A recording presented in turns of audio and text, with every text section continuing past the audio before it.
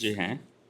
ये मेरे आगे आई थी। मैंने कुछ चीज़ें इसमें पढ़ी हैं जिसमें पश्चिम बंगाल का, तमिलनाडु का, बिहार का ईवीएम के ऊपर अपराधीकरण राजनीति में, धन बल का चुनाव, आदर्श चुनाव आचार संहिता, मीडिया शासकों का जो गठबंधन है, विवादास्पद जो कामकाज हैं, मतदाता पहचान पत्र, इंटरनेट वोटिंग, ब्लॉकचेन, ईवीएम का, वीवीपैट का, चुनाव आयोग की रिपोर्ट का, लोकतंत्र के सिद्धांत और हमारे देश का चुनाव निष्पक्ष है या नहीं है। नहीं है, इसके ऊपर एक ये किताब है। ये मैं आपको देना चाहूँगा, चुनावी लोकतंत्र नाम की। जी जी जी। इसको आप पढ़िएगा। इसको पढ़ने के बाद आपको बहुत काफ़ी बहुत सारी चीज़ों का धन्यवाद पता लगेगा। बलारा जी आपका।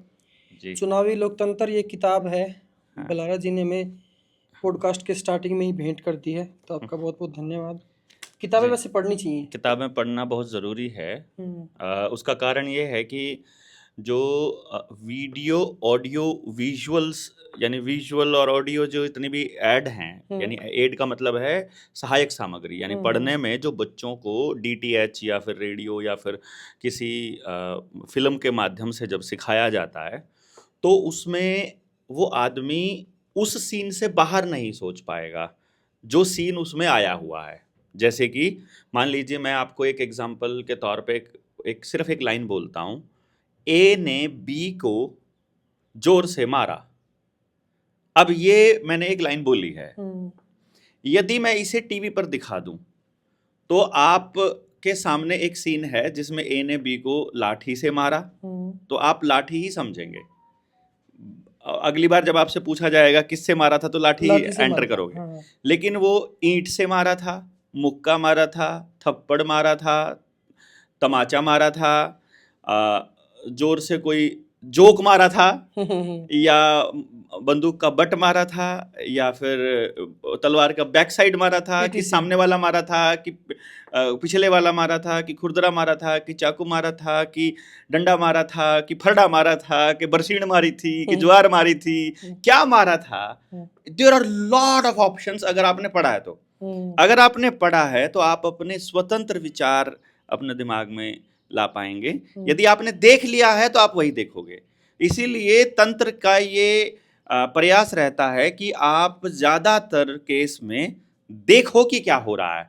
तो मीडिया चैनल्स भी और जितने भी फिल्में हैं, ये सारी की सारी प्रोपेगेंडा फिल्में बना करके आपके दिमाग को इस तरह से हाईजैक करती हैं कि आप वैसे ही सोचते हैं जैसा वो चाहते हैं। इसलिए किताबें पढ़ना बहुत ज़रूरी ये है। तो हुई हमारी किताब के ऊपर बात कि किताबें पढ़नी चाहिए। जी जी जी। और आपने रीज़न भी बताया अच्छे तरीके से। बाकी हम पॉडकास्ट की शुरुआत करते हैं। डॉक्टर देवेंद्र बल्हारा जी हमारे चैनल पे अनेकों बार गेस्ट के रूप में आ चुके हैं और काफ़ी अच्छे से फटे हैं इनके पॉडकास्ट, अगर मैं बताऊं तो, क्योंकि बातें ही ऐसे करते हैं। सत्तारूढ़ पार्टी को तो बिल्कुल छोड़ते ही नहीं हैं, बिल्कुल। और सत्तारूढ़ क्या, ये राजनीति के खिलाफ ही बहुत ज़्यादा बातें करते हैं। तो काफ़ी सारे पॉडकास्ट आपने हमारे चैनल पे इनके पीछे देखे होंगे। अभी कुछ मुद्दे ज्वलनशील मुद्दे थे, जीवंत मुद्दे थे, जिनके ऊपर बात करना बलारा जी ने हमारे साथ ज़रूरी समझा और हमने भी ज़रूरी समझा। तो उन मुद्दों पर हम बातचीत आज करेंगे। तो बलारा जी, आपका स्वागत है एक नमस्ते और आप नए सभी को। पॉडकास्ट में राहुल अत्री के साथ। जी धन्यवाद, बहुत बहुत धन्यवाद। मुद्दे हमने चर्चा करी, हम किन मुद्दों पर बात करेंगे आज? बहुत सारे मुद्दे हैं। चर्चा ओपोजिशन तो जो मैंने नहीं करी थी। मैंने तो सिर्फ एक मैसेज लिख के भेजा था कि आजकल का ये मैसेज चला हुआ है, देखो कितना बड़ा गेम चला है और देश की जनता। फिर आपने रिसर्च करी होगी इसके ऊपर। जगदीप धनखड़ जी ने इस्तीफा दिया। नहीं, उनसे इस्तीफा लिया गया। उपराष्ट्रपति अब वो हो गए हैं। जी।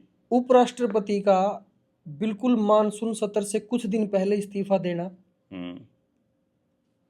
क्या वो कांड था? आपको लगता है इस्तीफा दिया गया है, दिलवाया गया है? क्योंकि उन्होंने एक केस के अंदर सुप्रीम कोर्ट के जज को शायद बदलने की मांग करी थी। बिल्कुल बिल्कुल। तो सत्तारूढ़ पार्टी को पसंद नहीं आई, ऐसा हो सकता है। पूरा मुद्दा आपके तरीके से समझाओ। देखो, मेरे तरीके से नहीं, आपको एक पक्ष दिखाया जाता है और मैं आपको एक दूसरा पहलू बता आपका रहा हूँ। तरीका इन द सेंस आप उसके बारे में क्या सोचते हाँ, हो? मतलब वही ना, मतलब आपको एक फेस दिखाया गया है, जैसे ये किताब का फ्रंट पेज आपने दुनिया को दिखाया, आपने इसका बैक पेज तो बिल्कुल नहीं दिखाया।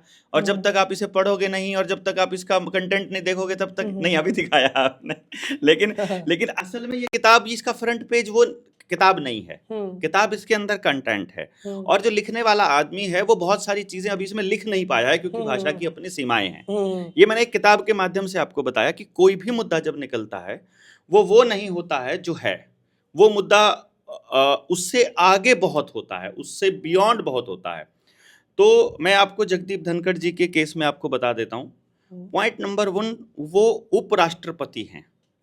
उपराष्ट्रपति इस्तीफा दे रहा है, देने के बाद में होना क्या चाहिए था कि उसने इस्तीफा दिया, बाहर वो आए, लोग गायब भी हो गए मैं हैं। वही कह रहा हूँ, बाहर वो आए, चर्चा नहीं जनता है के उनकी। सवालों के जवाब दें। अब वो एक आम नागरिक हो गए हैं उपराष्ट्रपति से, और अब वो इस सत्ता से क्या उम्मीद करते हैं, नए उपराष्ट्रपति से क्या उम्मीद करते हैं, क्योंकि राज्यसभा का सभापति होता है वो सिटिंग जो उपराष्ट्रपति होता है, और कुछ नेचुरल तरीके से होता है।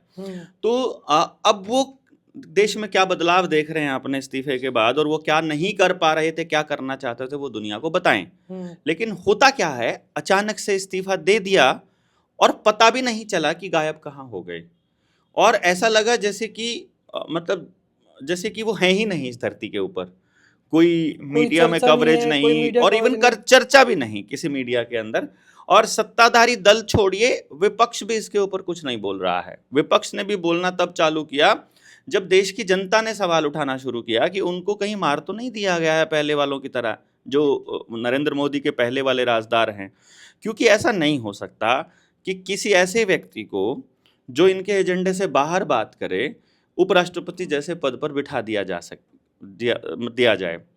अगर जगदीप धनखड़ को वहां बिठाया गया था तो ये तय था कि वो सत्ताधारी दल के फेवर के आदमी के रूप में जाने गए हों उनके बीच, और आरएसएस ने, बीजेपी ने ये सोचा हो कि वो हमारे लिए बहुत काम के आदमी हैं और हमारे लिए कुछ फेवर में कुछ डिसीजंस देंगे और वो काम कर देंगे। तो हो सकता है। और जैसा आपने कहा कि सत्ता को, उपराष्ट्रपति का विश्वसनीय होना जनता के लिए कितना जरूरी है, और इस मुद्दे में ऐसा क्या हुआ कि विश्वास किसने खोया? जनता ने खोया, उपराष्ट्रपति ने खोया, पार्टी ने खोया, क्या था? मैं जितना अभी तक देख पा रहा हूँ, जो मेरा अनुभव कहता है 2011 से बाद का, यानी कि मैं ये नहीं कह रहा हूँ कि 14 के बाद ऐसा हुआ है।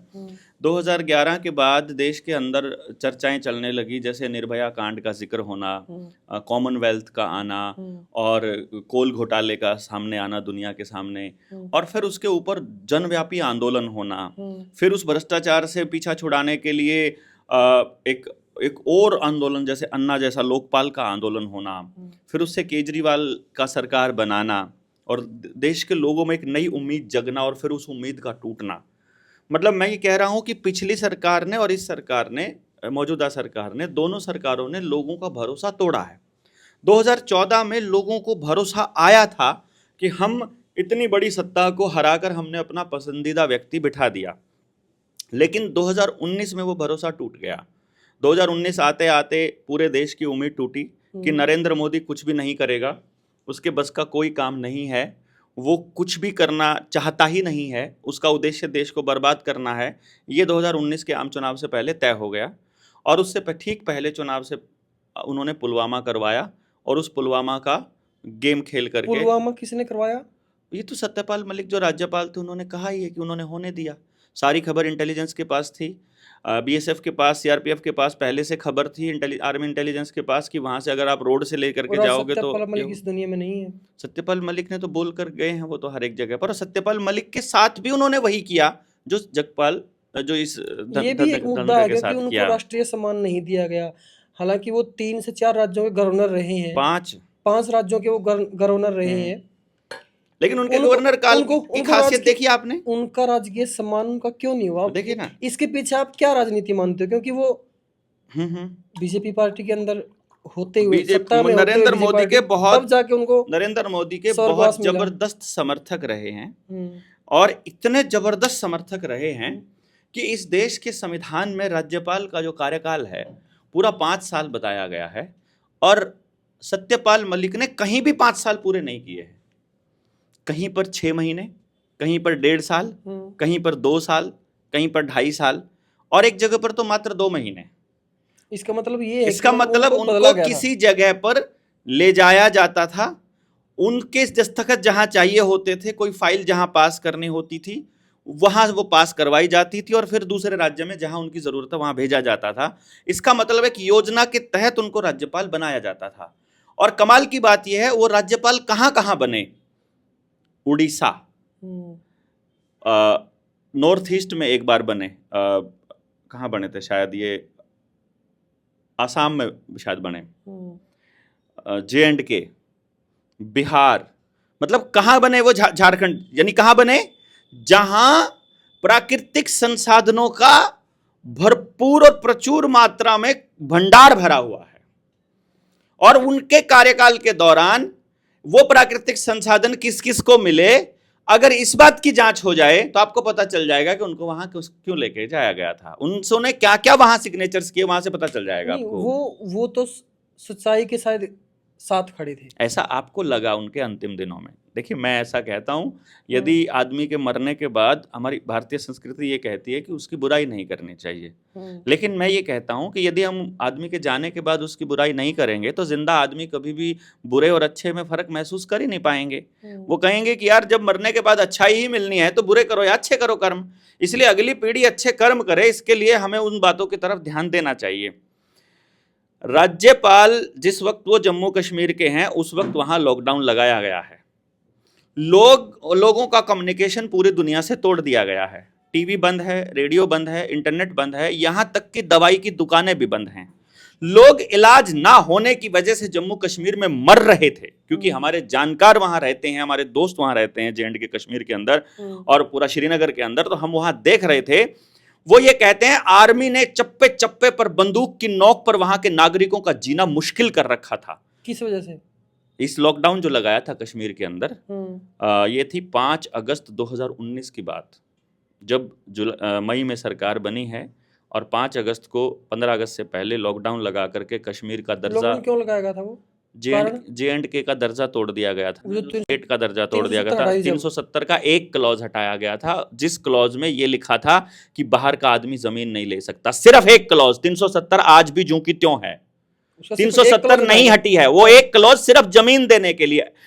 जम्मू कश्मीर में लिथियम के भंडार मिले थे, नई बैटरियां बनाने के लिए, इलेक्ट्रिक व्हीकल्स में बैटरियां लगाने के लिए लिथियम का भंडार जिसके पास होगा वो इस देश के ऊपर राज करेगा, वो इलेक्ट्रॉनिक मशीनों के ऊपर राज करेगा, इलेक्ट्रॉनिक कारों का बादशाह होगा। और इसीलिए लिथियम के भंडार अडानी को दिए गए थे, और वो अडानी को दिए जाएं, उस जगह को बेचा जाए, इसीलिए वहां पर 370 का वो जमीन वाला क्लॉज हटाया गया था, ना कि 370 हटाई गई थी। और जितने रोड बन रहे हैं, एलिवेटेड हाईवे बन रहे हैं, जम्मू कटरा हाईवे का बात कर लीजिए, या जितने भी ये बड़े 20-20 फुट के, ये सारे इसी काम के लिए बन रहे हैं। उन बातों को 5 से 6 साल हो गए हैं। हाँ। तो क्या आपको वो जिस तरीके से आप बोल रहे हो कि इसलिए वहां पे वो क्लोज हटाया गया किसी खास पर्सन को फायदा देने के लिए, तो क्या वहां ऐसा कुछ हुआ है? अभी हो चुका है ना। क्या हुआ? 2 महीने पहले अखबारों की कटिंग उठा करके देखिए, अडानी को लिथियम के भंडार दे दिए गए हैं, वहां से एक्सट्रैक्शन करने के लिए वहां के स्थानीय निवासियों को वहां से खदेड़ा जा रहा है। जैसे लखनऊ में बुलडोजर चलाया गया, दिल्ली में चलाया गया, फरीदाबाद में, और जितने NCR एरिया के अंदर गांव उजाड़े जा रहे हैं, उन गांवों को पूरे के पूरे गांव उजाड़े जा रहे हैं। 35,000 एकड़ जमीन लेने की यहां बात कर रही है, लैंड पूलिंग के नाम पर पंजाब में बात कर रही है। वो बातें वहां हो चुकी हैं ऑलरेडी। वहां के बाशिंदों को, जो वहां अरसे से रह रहे, उनके पुरखे रह रहे, उनको वहां से हटाया जा रहा है J&K में। हाँ, अभी चल रहा है इस वक्त वहां पर बुलडोजर का खेल। आपको क्या लगता है कि हमने 2019 में बोला था तो वो नहीं होगा? वो हो रहा है मेरे दोस्त। और जो हमने अपने पॉडकास्ट में, जो हरियाणा खबर 18 पे जो पॉडकास्ट है, उनमें जितनी भी मैंने बातें बोली हैं, एक एक चीज आपके सामने नहीं आ रही है तो बताओ। अजय रूपाणी को मारा गया था कि अपने आप मरे थे, ये बात हमने बताई थी। अहमदाबाद वाला जो ट्रेन हादसा था, सारी दुनिया बोल रही है ब्लैक बॉक्स से कोई जानकारी नहीं मिली ना। मैंने कहा था ब्लैक बॉक्स में सारी जानकारी होती है, ब्लैक बॉक्स से कुछ भी नहीं मिला। वो कहते हैं आखिरी के 10 मिनट का कुछ भी नहीं है उसके अंदर। नहीं, वो तो जो जैसे जनरल बिपिन रावत जब हुआ, प्लेन क्रैश जब हुआ तो उड़ने के 4 या 5 सेकंड के अंदर तो क्रैश हो गया था। नहीं, उड़ने के 4-5 सेकंड के अंदर नहीं, टेक ऑफ के 30-40 सेकंड के अंदर हुआ था। और उस दौरान जितनी भी बातें होती हैं वो सारी बातें ब्लैक बॉक्स में रिकॉर्ड होती हैं कि वहाँ जो भी आदमी अंदर बोल रहा है कॉकपिट के अंदर, सारे के सारे पायलट जो बोल रहे हैं, उसमें से किसी भी बातचीत का मैंने अभी कोई भी लैंड अंश ऑफ बाहर बोला, नहीं आया लैंड के लिए बोला। है। जो भी बोला मे डे उन्होंने बोला होगा जरूर। नहीं, बात ये थी कि जब टेक ऑफ हो रहा था विमान, तो उसके 3-4 सेकंड के अंदर ही तो वो क्रैश हो गया था। 3-4 सेकंड के अंदर नहीं हुआ, वो हुआ तो 30-40 सेकंड के अंदर था। हाँ। विद इन 1 मिनट वो क्रैश हो गया, 1 मिनट के अंदर अंदर। लेकिन पिछले 10 मिनट का डेटा नहीं था उसमें। देखो ऐसा नहीं होता है, ब्लैक बॉक्स के अंदर सिर्फ उड़ते टाइम का ही डेटा होता है। ब्लैक बॉक्स एक ऐसा मतलब इंस्ट्रूमेंट है जो वहाँ ऐसी जगह रखा जाता है जो जलता भी नहीं है, कभी भी नहीं जलता है वो इसीलिए जलाया जाता है कि अगर समंदर में गिर जाए तो भी ढूंढा जा सके, और अगर वो लैंड क्रैश करे तो उसको कोई दिक्कत ना पहुंचे, ताकि हमें ये तो पता चल सके कि अंदर हुआ क्या था।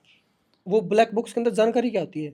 उस ब्लैक बॉक्स के अंदर उस पूरे के पूरे जहाज के हर जगह की सीसीटीवी कैमरा, यानी इंजन के अंदर के सीसीटीवी कैमरा, इंजन के बाहर के सीसीटीवी कैमरा, पूरे जहाज के चप्पे चप्पे पर कैमरास लगे होते हैं, उन कैमरास की रिकॉर्डिंग, और जितने लोग अंदर बैठे हैं उन बोलने, वहां जो जो जिसने जो जो बोला है उसकी रिकॉर्डिंग। यदि वो आ जाए तो सब कुछ पता चल जाएगा। फिर ये तो अगर एक हिसाब से देखें तो लोगों की आवाज रिकॉर्ड करना, वो क्या पता अपनी पर्सनल बातें कर रहे हो, प्राइवेसी को, प्राइवेसी तोड़ना, वो तो वो जाने, वो तो जो आदमी फ्लाइट में जा रहा है वो तो उसका काम है। नहीं अदरवाइज उसका काम है। वो तो जो एरोप्लेन का जो मतलब एयर इंडिया है, देखो सिक्योरिटी के नाम पर 2019 का जब कोविड का जो दौर आया था, 2019 में आपने देखा होगा कि आप इस जिले को छोड़कर नहीं जा सकते, आप अपने गांव को से बाहर नहीं निकल सकते, या आप अपने राज्य में एंटर नहीं कर सकते। करोगे तो आपको परमिशन लेनी पड़ेगी।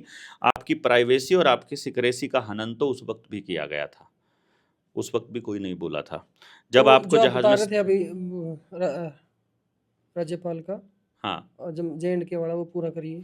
बस JNK में जो राज्यपाल थे सत्यपाल मलिक, उन्होंने राज्यपाल रहते हुए किसी भी चीज़ का खुलासा नहीं किया। जब वो राज्यपाल के पद से हट वो गए, ये बताया था उन्होंने कि वो मजबूर थे। कैसे थे बताइए? उनके पास अमित शाह का फोन आया और उन्होंने कहा आप चुप रहिए, और वो चुप हो गए। ये बात उन्होंने तब बताई जब वो राज्यपाल के पद से हट गए। राज्यपाल होने के नाते उनका राजकीय सम्मान बनता है, उनका वो अधिकार है, राज्यपाल रहे हैं, और आखिर के दिनों में उनका जमीर जागा हो, या फिर उनको पता चल गया हो कि अमित शाह और नरेंद्र मोदी की जोड़ी ने उनका इस्तेमाल करके उनको फेंक दिया है, और तब उनको लगा हो कि मुझे इनकी पोल खोलनी है, और उस भावना में उन्होंने सारी बात बताई हो, वो भी एक चांस हो सकता है, फिर बट आई उनको डोंट तो नो। बाद में ऐसा लगा जैसे पागल घोषित कर दिया गया तो हो। फिर यही तो करना होता है। आप क्या सोचते हैं कि नरेंद्र मोदी के साथ जो आदमी लगता है, या नरेंद्र मोदी के सामने जो खड़ा होता है, या जो उसके पीछे पड़ता है, या जिसके पीछे नरेंद्र मोदी पड़ता है, उनको वो छोड़ देता है?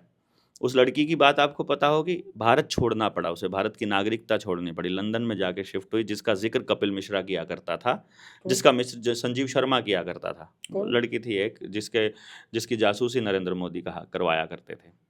ठीक है। फिर हरिन पांड्या जो गृह मंत्री थे, उनको निपटाया, पता चला। प्रमोद महाजन का पता चला, सचिन पायलट के पिताजी का पता चला। अच्छा जी, जज लोया का पता चला।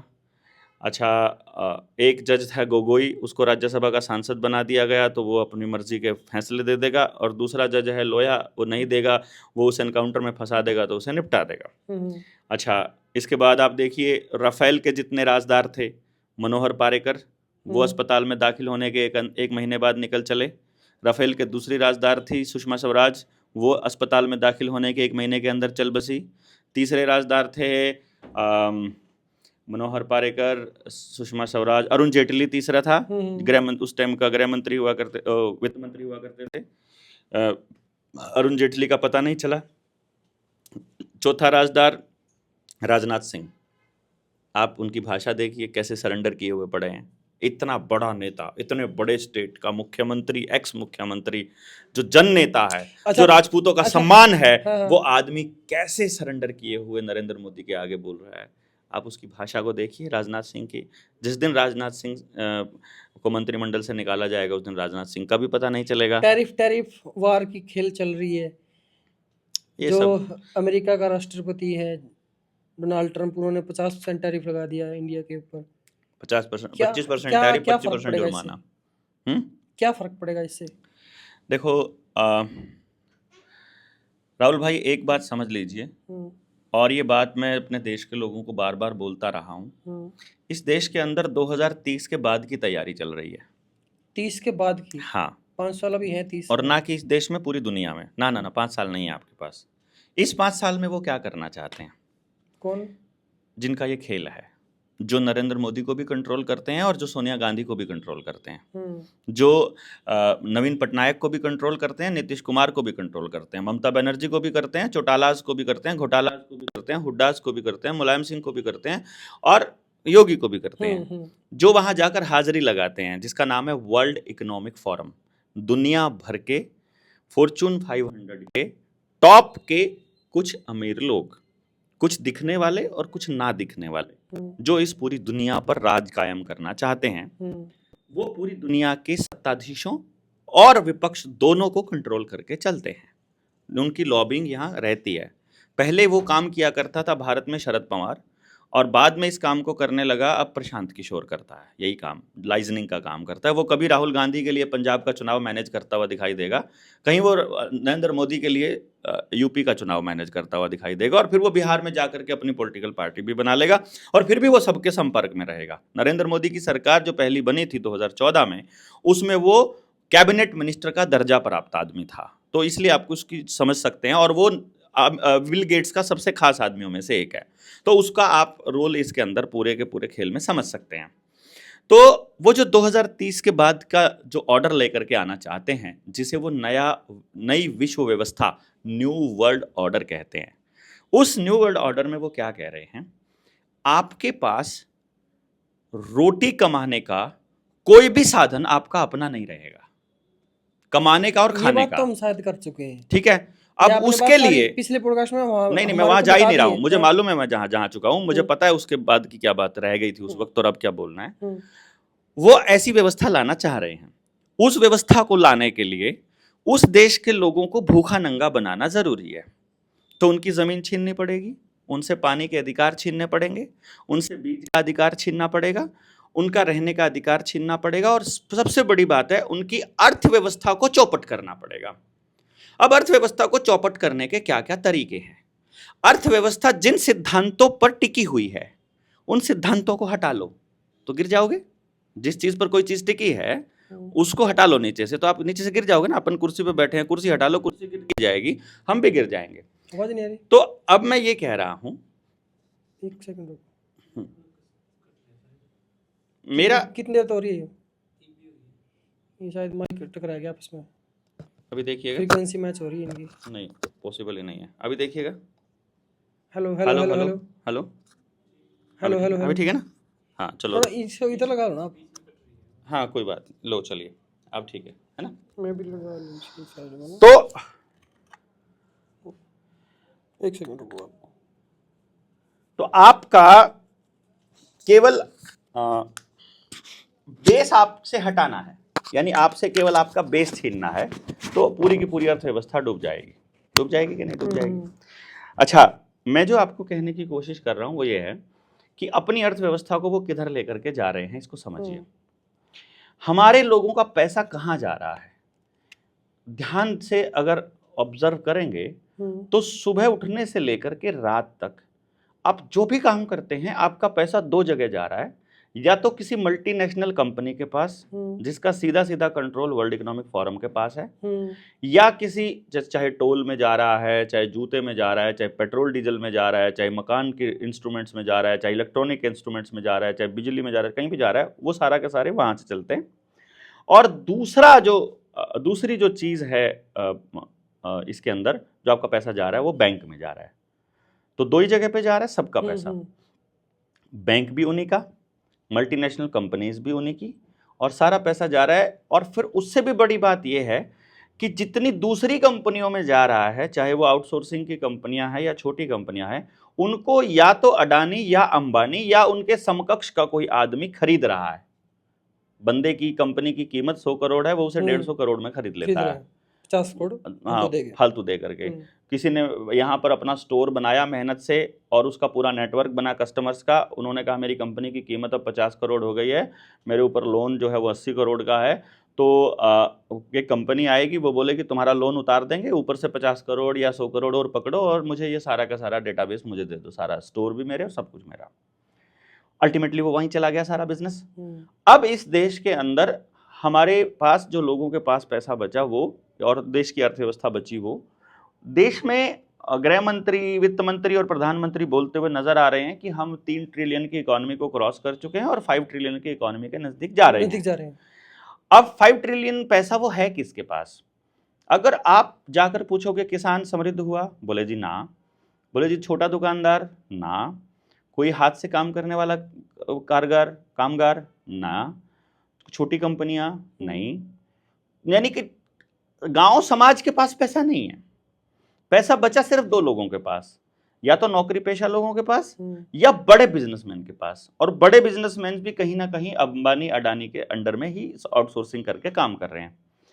अर्थात इस देश की अर्थव्यवस्था को यदि एक झटके में खत्म करना हो तो जो देश के टॉप इकोनॉमी वाले जिनके पास पैसा हुआ है उनको शेयर मार्केट के थ्रू आउट कर दो, मार्केट से उनके शेयर गिरा दो। एक ही रात में 20 लाख करोड़ का नुकसान हो गया। देश का 1 साल का बजट वो एक झटके में खा जाते हैं और हमें पता ही नहीं चलता। और वो सारे के सारे इन्वेस्टर्स रिटेल इन्वेस्टर होते हैं, छोटे छोटे इन्वेस्टर। किसी ने 1 लाख इन्वेस्ट किया हुआ है, किसी ने 15,000 किया, किसी ने 50,000 किया हुआ है, किसी ने 5 लाख किया, इतना ही किया हुआ है। छोटे छोटे शेयर मार्केट वाले, बड़ी मुर्गियां पैसा कमा रही होती हैं। वो पैसा सारा जा कहाँ रहा है? रिटेल का सारा शेयर मार्केट में उन्हीं के पास। अब इधर से तो ये उड़ा दिया जाए। और दूसरा जो आपने ट्रंप का बोला, टैरिफ वाला खेल, आज भी पूरी दुनिया के अंदर जो 2030 के बाद की जो तैयारी चल रही है उसमें अमेरिका का जो प्रतिनिधित्व है और उसका जो प्रभुत्व है और उसकी जो ताकत है जो पूरी दुनिया को लीड कर रहा है जो इस टाइम पर, उसको बदलने का प्लान है। वो या तो रशिया को दिया जाना है या चाइना को दिया जाना है। और इसी जद्दोजहद में, इसी प्लानिंग के तहत, इस योजनाबद्ध के तहत, ये पूरा का पूरा योजनाबद्ध है। मैं आपको फिर से बता रहा हूं, आप लोगों को लग रहा होगा रशिया और अमेरिका और चाइना का कोई युद्ध है या उनके बीच में कोई टसल है। उनके बीच कोई टसल नहीं है। वो बिल्कुल अंडरवर्ल्ड के गुंडों की तरह बिहेव करते हैं कि भैया तुम ह्यूमन ट्रैफिकिंग में काम करते हो, मैं नशा बेचने का काम करता हूं, तो मेरे नशे वाले बिजनेस में तुम इंटरफियर नहीं करोगे, तुम्हारे ह्यूमन ट्रैफिकिंग में मैं बीच में नहीं आऊंगा। एक देश देखो ध्यान से, चाइना आपको प्लास्टिक और इलेक्ट्रॉनिक की सप्लाई कर रहा है, रशिया और अमेरिका इन दोनों में से कुछ भी आपको नहीं दे रहा है। रशिया और अमेरिका बीच में नहीं घुसता है चाइना के, नहीं घुसता। ठीक है, रशिया आपको हथियार दे रहा है, अमेरिका उसमें बीच में नहीं घुसता है। फ्रांस से ले लिया हमने, घुसता क्यों नहीं? वो तो नहीं घुसता ना वो भाई। पूरे 5 साल आपको कहीं घुसता हुआ नजर नहीं आया।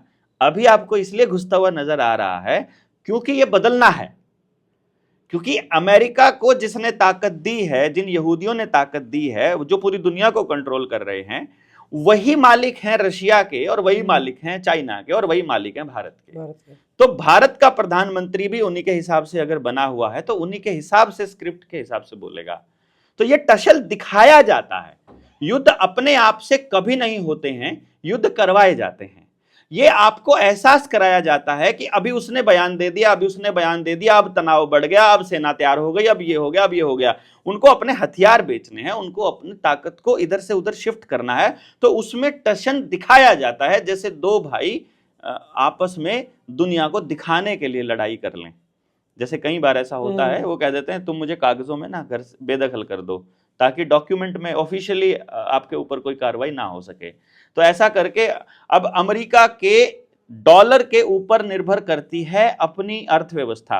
भारत का रुपया, वो कहते हैं, हमने कहा जब हमने आरबीआई से भी पूछा था रुपए के ऊपर कि तुम्हारा रुपया छपता किस बेसिस पर है, तो वो कहते हैं विदेशी मुद्रा भंडार के ऊपर है।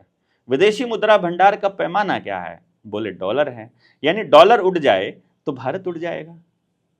अगर आपका बेस अगर डॉलर पर है, भी उड़ जाएंगे, सारे सब उड़ जाएगा, टोटल पूरी अर्थव्यवस्था उड़ेगी।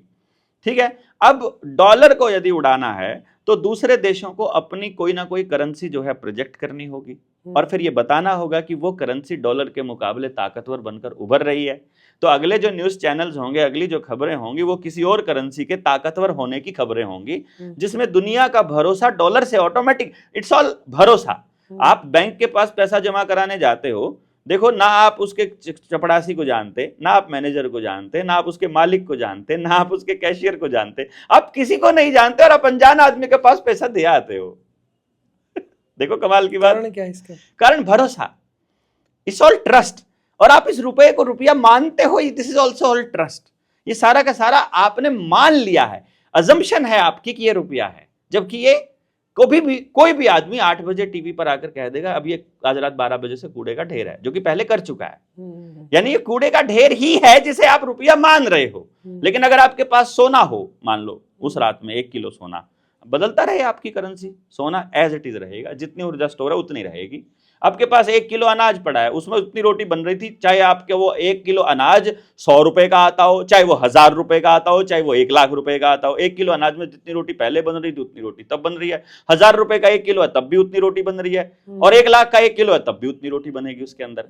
भैंस है आपकी, जितना दूध दे रही है, चाहे कितनी कीमत हो उसकी, चाहे 2 रुपए में आती हो चाहे 2 लाख में आती हो, भैंस उतना ही दूध दे रही है, उतना ही पोषण दे रही है, उतना ही विटामिन दे रही है, उतना ही कैल्शियम दे रही है, उतना ही खाने का सामान दे रही है, और हर 11 महीने में ब्याह करके एक और डबल कर रही है, और आपका रुपया उसकी कीमत कम हो रही है। तो आपको पता होना चाहिए धन की कीमत कभी कम नहीं होती है, कम से कम फिक्स रहती है, नहीं तो बढ़ती। जिसकी कीमत फिक्स हो या बढ़े केवल वो धन है, सीधी सी बात है। जिसकी कीमत घट रही है वो धन नहीं, निर्धन है। निर्धन है। तो कागज के ढेर हो जाएंगे। तो इसीलिए क्या है कि वो कागज के ढेर हो जाए अगर डॉलर, तो आपकी अर्थव्यवस्था भी ढेर हो जाएगी, और अर्थव्यवस्था ढेर हो जाएगी तो आपके पास कुछ बचेगा नहीं, और आपके पास कुछ बचेगा नहीं तो आपको सरेंडर करना पड़ेगा। जब आप सरेंडर कर देंगे, वही तो वो चाहते हैं कि सरेंडर हो जाए, वही तो चाहते हैं ना, आप पूरी तरह से उनके ऊपर निर्भर और पूरी तरह से उनके कंट्रोल में, यही वो चाहते हैं। तो आपका भोजन भी उनके कंट्रोल में हो, आपका पानी भी उनके कंट्रोल में हो, और आपका बोलना भी, आपका चलना भी, आपका आवागमन भी, बस। और क्या चाहते हैं वो, यही चाह रहे हैं। तो इसी का एक अंग है टैरिफ को बढ़ाना, घटाना, बयान देना, बकवास करना। ये सब ट्रंप जो बोल रहा है, मोदी जो बोल रहा है, रशिया जो बोल रहा है, चाइना से जो खबरें आती हैं, ये सब प्लानिंग और स्क्रिप्ट के हिसाब से है, जिसको लिख करके ऊपर से वर्ल्ड इकोनॉमिक फोरम दे रहा है। आप इतना जो ये करते हो जी, जो रिसर्च करते हो, किस टाइम में करते हो, कब करते हो, इतना दिमाग कहाँ से आया?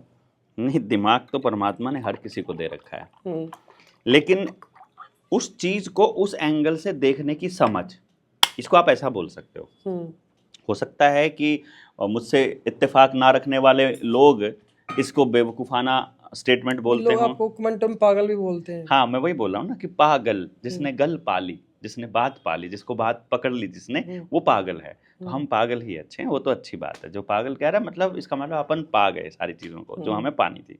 लेकिन बड़ी एक कमेंट और करते हैं, इसका दिमाग चल लिया। तो दिमाग चलना कोई बुरी बात थोड़ी है। आप देखो उसके बच्चे के माँ बाप से पूछो, जिसके बच्चे का दिमाग चलता नहीं होगा, तो इसका दिमाग ही नहीं चल रहा यार। अगर चल रहा है तो अच्छी बात है ना। नहीं चल रहा तो जा चल आपका नहीं चल रहा वो प्रॉब्लम है, असल में उसको ठीक करवाना चाहिए। मेरा तो चल रहा है, चलना चाहिए ना दिमाग। दिमाग ना चलने का मतलब है दिमाग जाम हो जाना। और आप जो parenting coach, as a parenting coach, लोगों के बच्चों का दिमाग चलाते भी हो, जिनका नहीं चला हुआ। हाँ, जिनका नहीं चला हुआ उस पर तो काम भी करते हैं। तो जो बात आपने कही कि ये रिसर्च वाला जो पॉइंट है, मेरी बातें किसको समझ में आएंगी, आप ध्यान देना। मैं आपको बड़ी क्लासिक बात बता रहा हूँ, आज जो भी लोग सुन रहे हैं मैं उनके लिए भी बता रहा हूँ। मेरे फेसबुक पे या आप अपनी वीडियो पे या अपने यूट्यूब पे कहीं पर भी अगर हमारे खिलाफ कोई कमेंट आता है, उसकी पहचान क्या होगी? वो या तो नौकरी करने वाला कोई ऐसा आदमी होगा जिनको हम लोग दुत्कारते हैं कि नौकरी तो गधे करते हैं, जो निकम्मे आदमी करते हैं। नौकर तो वो होते हैं जिनके पल्ले कुछ नहीं होता। सबसे नीच काम करने वाले नौकर लोग होते हैं, क्योंकि उनका अपनी अकल नहीं होती, अपना दिमाग नहीं होता। बेचारे को जो मालिक कह दे उसके हिसाब से चलना पड़ता है। भाई नौकर नौकरी करने वाले नीच आदमी होते हैं, सबसे नीच। ये तो एक रील का पॉइंट बन गया, ध्यान रखना। मैं कह रहा हूँ सबसे नीच आदमी नौकर होता है ना भाई। ऐसा क्यों? देखो, आपके बयान से मैं सहमत नहीं हूँ। बताइए कैसे? नौकर नीच कैसे, मतलब नौकरी करने वाला नीच आदमी कैसे हो सकता है? आप एक पहली बताइए। बात तो नीच शब्द ही गलत है। हाँ, तो आप मैं उसके स्तर आपको सबसे नीचे जो लेकर के लोग जा रहा नौकरी हूँ। करते हैं, जो हाँ लोग नौकरी करते हैं, हाँ। वो नौकरी करके ही अपना परिवार पाल रहे हैं, हम्म। ठीक है। ना जरूरी नहीं है कि हर कोई आदमी देखो, अपना दिमाग चला के बिजनेसमैन बने। मैं आपको एक बात जरूरी नहीं कि हर कोई आदमी बड़ा बिजनेसमैन, छोटा बिजनेसमैन बने। आपका ये कथन से मैं सहमत नहीं हूँ, आप मेरी इस बात का जवाब दे दो। इसके लिए जो आदमी मेरे से सहमत नहीं है उनको इस बात पे जाना पड़ेगा कि आदमी का जन्म क्यों हुआ है। हम्म, देखो, आप उस नौकरी को, हम्म, उस नौकर को सहयोगी भी तो बोल सकते हो। हमारे पुराने समाज की जब हम बात करते हैं, जो गांव का सबसे गरीब आदमी है और एक जमींदार के पास बहुत सारी भैंस हैं और बहुत सारी ज़मीन है, तो वो गांव के कुछ ऐसे व्यक्तियों से बात करता है कि यार तू मेरा पाड़ी लाग जा या तू मेरा साज्य लाग जा। आप कमाल की बात देखोगे उस दौर में, वो साज्य को या पाड़ी को फिक्स तनख्वाह नहीं देते हैं, उसके साथ कोई तनख्वाह की बजावट नहीं होती है, ठेका होता है, ठेका भी नहीं होता है। उसको जो चाहिए वो ले रहा होता है अपनी मेहनत के बदले, जो जो जितने की उसकी मेहनत लगती है। उसके घर में बेटी की शादी है तो भी जमींदार उसको हेल्प कर रहा है। आजकल तो ठेका मतलब पूरे साल का ही होता है। आजकल की मैं बात ही नहीं कर रहा हूं, मैं आजकल वही काम नौकरी पे हो रहा है। जो काम पहले साझे में हो रहा था वो काम आज नौकरी पे हो रहा है। मैं कह रहा हूं आपको अपने बच्चों का पालन पोषण करने के लिए काम करना पड़ता है, ये अच्छी बात है। अपने बच्चों का पालन पोषण करने के लिए काम करना चाहिए, लेकिन अपना जमीर मारकर काम करना चाहिए, ये गलत है। हमारा काम है ऊपर उठना, मानवता के लिए काम करना, समाज के लिए काम करना, पर्यावरण के लिए काम करना, परमात्मा और प्रकृति के नजदीक जाना, ये अपना काम है। नौकर आदमी जब आकर के नौकरी फिक्स करता है कि तुम्हें इतने बजे से इतने बजे तक रहना है, तुम्हें ये काम करना है और तुम्हें इसके बदले में ये तनख्वाह मिलेगी, फिक्स हो गया। अब उसकी औकात एक गुलाम से ऊपर नहीं रह गई है, क्योंकि जैसे ही आपने एग्रीमेंट साइन किया है, आप 9 बजे के बाद आओगे तो तनख्वाह कट सकती है, 5 बजे से पहले जाओगे तो हाफ डे लेके जाना पड़ेगा, काम अपनी मर्जी से नहीं कर सकते हो, जो बॉस ने बोला वही करना पड़ेगा। आप नए तरीका भी कोई लगाते हो तो आप नहीं लगा सकते हो। इसका सबसे बढ़िया एग्जाम्पल जो आज की जनरेशन ने देखा वो कोरोना के दौरान देखा। मेरे जैसा आदमी सड़क पर खड़ा होकर ये कह रहा है, भाई तुमने 10वीं क्लास में पढ़ा नहीं है क्या कि ऑक्सीजन शरीर के लिए बढ़िया होती है और कार्बन डाइऑक्साइड नुकसानदायक होती है, और मुंह के ऊपर कपड़ा बांध लेंगे तो हमारी खुद की कार्बन डाइऑक्साइड हमारे मुंह के अंदर जाएगी तो हम बीमार पड़ेंगे, तुम्हें समझ नहीं आ रहा है क्या? तो सामने पुलिस वाला आदमी हमको कह रहा है हम कुछ नहीं कर सकते, हम तो नौकर हैं। वो जो आंगनबाड़ी वर्कर, आशा वर्कर, डॉक्टर आपको इंजेक्शन लगाने आ रही है, मैं उसे डॉक्टर कमलप्रीत सिंह की किताब द वैक्सीन क्राइम रिपोर्ट दिखा रहा हूं, मैं बता रहा हूं इस वैक्सीन, इस कॉपी के 22 नंबर पेज के ऊपर क्या क्या लिखा है कि इस वैक्सीन में क्या क्या केमिकल्स हैं और उन केमिकल का आपके बॉडी के ऊपर क्या असर होना, आपके बच्चों के ऊपर क्या असर होना है। तो वो वैक्सीन लगाने वाली आंगनबाड़ी वर्कर, आशा वर्कर, डॉक्टर और जो भी आदमी आ रहा है वो कह रहा है हम कुछ नहीं कर सकते, ऊपर से आदेश आया, हम तो नौकर हैं, हमें तो नौकरी करनी है। जिस आदमी को ये लाइन कहनी पड़ जाए कि हम तो नौकर हैं और हम कुछ नहीं कर सकते, हमें पता है कि जो तुम कह रहे हो वो सही है, उसके बाद भी आप सही का निर्णय नहीं ले सकते, क्या आप इसको सबसे नीचता की श्रेणी में नहीं लगाते हो? जो आदमी पता होते हुए हमारी अगली जनरेशन की नसें मार रहा हो, जो आदमी पता होते हुए हमारी अर्थव्यवस्था को खत्म कर रहा हो, क्या वो नीचता की श्रेणी में नहीं आएगा? नहीं आएगा तो मैं क्या कर, अगर आपको नहीं लगता है तो मैं क्या करूं भाई? मुझे लगता क्या है, पता होते हुए आप दोबारा बोल रहे हैं ये बात? मैं कह रहा हूं आपको मालूम है कि वो व्यक्ति जो कर रहा है उससे आपके बच्चों को क्या नुकसान हो रहा है। जैसे मान लो इस देश में जितने डॉक्टर्स हैं, मेरी बात यदि उन डॉक्टर्स तक जाए, वो डॉक्टर कमलप्रीत सिंह की एक किताब है द वैक्सीन क्राइम रिपोर्ट, वो पढ़ लें, समझ गया, हाँ, उस पढ़ लिया, हाँ, उसमें लिखा हुआ है कि ये इसके अंदर केमिकल्स हैं इस वैक्सीन में और इन केमिकल से ये असर होता है शरीर में। क्या मैं भरोसा कैसे करूं उस किताब के ऊपर? उसको अंदर डालो ना, उसको डिनाई करो ना। WHO की रिसर्च, उसने बकायदा उस किताब के अंदर ये लिखा है कि ये जो मैं लिख रहा हूं ये लांसेट जर्नल में लिखा है, लंदन का सबसे बड़ा मेडिकल जर्नल। उसने फिर लिखा है ये वाली बात मैं WHO की रिपोर्ट से लिख रहा हूं, ये वाली बात मैं इस वाली कंपनी ने अपने जो फैक्ट शीट है उसमें लिखा, मैं वहां से लिख रहा हूं, ये वाली बात मैं कंपनी ने जो मैन्युफैक्चरर है उसकी बात लिख रहा हूं, उसने अपनी नहीं लिखी है। जैसे अपनी रुपया मूल्य का मापक और शोषण का साधन किताब है, उसमें आरबीआई ने अपने हाथ से लिख करके हमको दे दिया, वित्त मंत्रालय ने, कि हमारे पास लीगल मनी का कोई डॉक्यूमेंट नहीं है, तो यह साबित हो रहा है कि हमारा रुपया इलीगल है। अब उसने खुद लिख करके दे दिया और मेरी बात मानने को आप तैयार नहीं हो कि आप तो रुपए को नकली बोलते हो। अरे भैया, मैं नहीं कह रहा हूं, खुद आरबीआई कह रहा है कि इलीगल है, वो मैं कह ही नहीं रहा हूं, मैंने तो उस किताब में लिखा है कि आरबीआई ऐसा बोल रहा है। आप उसे रुपए को असली मान रहे हो, ये आपकी बुद्धि है। मैं उसको, अभी वो कहते हैं तुम सामान तो इसी से लेकर आते हो। अरे भैया, इससे जो सामान लेकर आता हूं हर ट्रांजैक्शन में मैं लूट रहा हूं। जब मैं 1 रुपए का सामान लेकर आ रहा हूं, वो 1 रुपए का सामान जितना सामान आना चाहिए, वो आज के टाइम पर मुझे लगभग 9 से 10 हजार रुपए देने पड़ रहे हैं उसके। कमाल की बात यह है, यानी जितना सामान मैं 10,000 रुपए के नोट देकर ला रहा हूं, वो 1 रुपए में आना चाहिए मेरा। यही बात नहीं समझ में आ रही है। तो फिर वो 9 करोड़ नीच वाली बात का तो साबित नहीं होना इस बात से। कैसे नहीं हुआ बताओ? आपने मेरे से सवाल पूछा, नीच कौन है? देखो, एक उत्तम आदमी वो है जो हमेशा दूसरों के भले के लिए काम करे, अपनी बुद्धि और प्रकृति और पर्यावरण और परमात्मा के आदेश के अनुसार और उसके निर्देशों के अनुसार उसके कानून का पालन करते हुए। जो जितना परमात्मा से दूर होता जाएगा, जो जितना सच्चाई से दूर होता जाएगा, जो अपनी अंतरात्मा की आवाज सुनना बंद कर देगा, वो उतना ही नीचे आता चला जाएगा। इसमें सबसे ज्यादा निचली श्रेणी पे नौकर आता है कि मालिक आता है? आप बता दो। नौकरी आता है। आजाद आदमी उच्च स्तर पर होता है, गुलाम आदमी नीचले स्तर पर होता है। गुलामी को नीच इसलिए तो बोला जाता है। नौकर और गुलाम में कुछ फर्क आपको दिखता है? मुझे नहीं दिखता।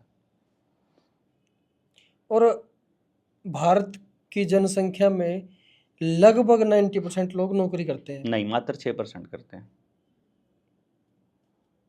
सरकारी और प्राइवेट मिलाकर मात्र 6% है।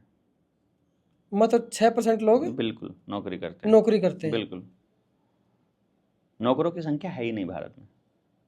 तो फिर अभी भी जिन लोगों की ये मानसिकता है कि भाई हम तो आज भी गुलामी जी रहे हैं, तो है, उनकी है। जो अपने आप को गुलाम मानते हैं, तो उनकी सिरदर्दी है ना। और भारत क्या है, अगर इस पे तो एक अलग ही पॉडकास्ट बन सकता है। भारत की डेफिनेशन ही नहीं पता लोगों को। आप क्या हो, आपकी डेफिनेशन ही नहीं पता। ये सरकार क्या है, इसका ही नहीं पता। ये मंत्रालय कौन है, इनका ही नहीं पता। ये अच्छा, चलो ये टॉपिक हमारा हो गया। मैं एक बात पर चर्चा मुझे और करनी थी। बिहार में चुनाव आ रहे हैं, आने वाले चुनाव में क्या हो सकता है? क्योंकि बिहार की जो वोटिंग लिस्ट है उसके ऊपर काफ़ी चर्चा छिड़ी हुई है। लगभग 6.5 मिलियन जो लोग हैं उनके वोटिंग लिस्ट से बाहर हो 65 गए। लाख लोगों को वोटिंग लिस्ट से उड़ा दिया गया है। और इस पर काफ़ी ओपोजिशन भी काफ़ी चर्चा कर रहा है और चुनाव आयोग के ऊपर भी सवाल उठ रहे हैं। सवाल और क्या उठ अभी रहे हैं? राहुल गांधी जी ने भी वो जो वोट चोरी वाला आरोप लगाया, वो पहले बिहार चुनाव वो साबित हो चुका है। नहीं, पहले बिहार चुनाव बात करेंगे पहले, फिर बाद में राहुल गांधी वाला। चलिए, बिहार बहुत इंपॉर्टेंट चुनाव है। बिहार का चुनाव, उसका कारण है पूरे देश के अंदर बिहारी फैले हुए हैं। बिहार में जिसकी सरकार होगी, पूरे के पूरे देश में हर राज्य में बिहारी उसी पार्टी से जुड़ने की कोशिश करेंगे और फिर वहीं पर मतलब अपनी अपनी सरकार बनाएंगे। जैसे कि पंजाब में एक गांव में आकर के बिहारियों ने, अब मैं बिहारियों के खिलाफ नहीं बोल रहा हूँ, लेकिन वहाँ से बिहारियों को माइग्रेट किया गया कि तुम यहाँ आकर काम करो। कुछ लोग वहाँ सड़क का काम चल रहा था उसमें काम करने लगे, कुछ लोग वहाँ अपना प्राइवेट काम करने लगे, कुछ वहाँ ठेकेदार बन गए, कुछ वहाँ रेडी का काम करने लगे, कुछ मजदूरी का करने लगे और कुछ खेतों में धान लगाने का और काटने का और इन सब का काम करने लगे। उस गांव के आसपास रहने वालों की संख्या इतनी ज़्यादा हो गई कि वहाँ के एमसी ने सेटिंग कर करके और उनको उनका वोट गांव में बनवा दिया। और वो इतने वोट बनवा दिए कि आज के टाइम पंजाब उस गांव के अंदर, हाँ, गांव का सरपंच अब इस टाइम पे बिहार से आया हुआ आदमी है। अच्छा, हाँ, और एमसी भी बने कितने सारे पंजाब के अंदर जो बिहार से आए हुए हैं। इधर ही लुधियाना में ही पड़ता है, मैं एग्जैक्ट गांव का नाम नहीं मालूम। उसके ऊपर तो बड़ा बवाल मचा था, बहुत ही बड़ा बवाल मचा था।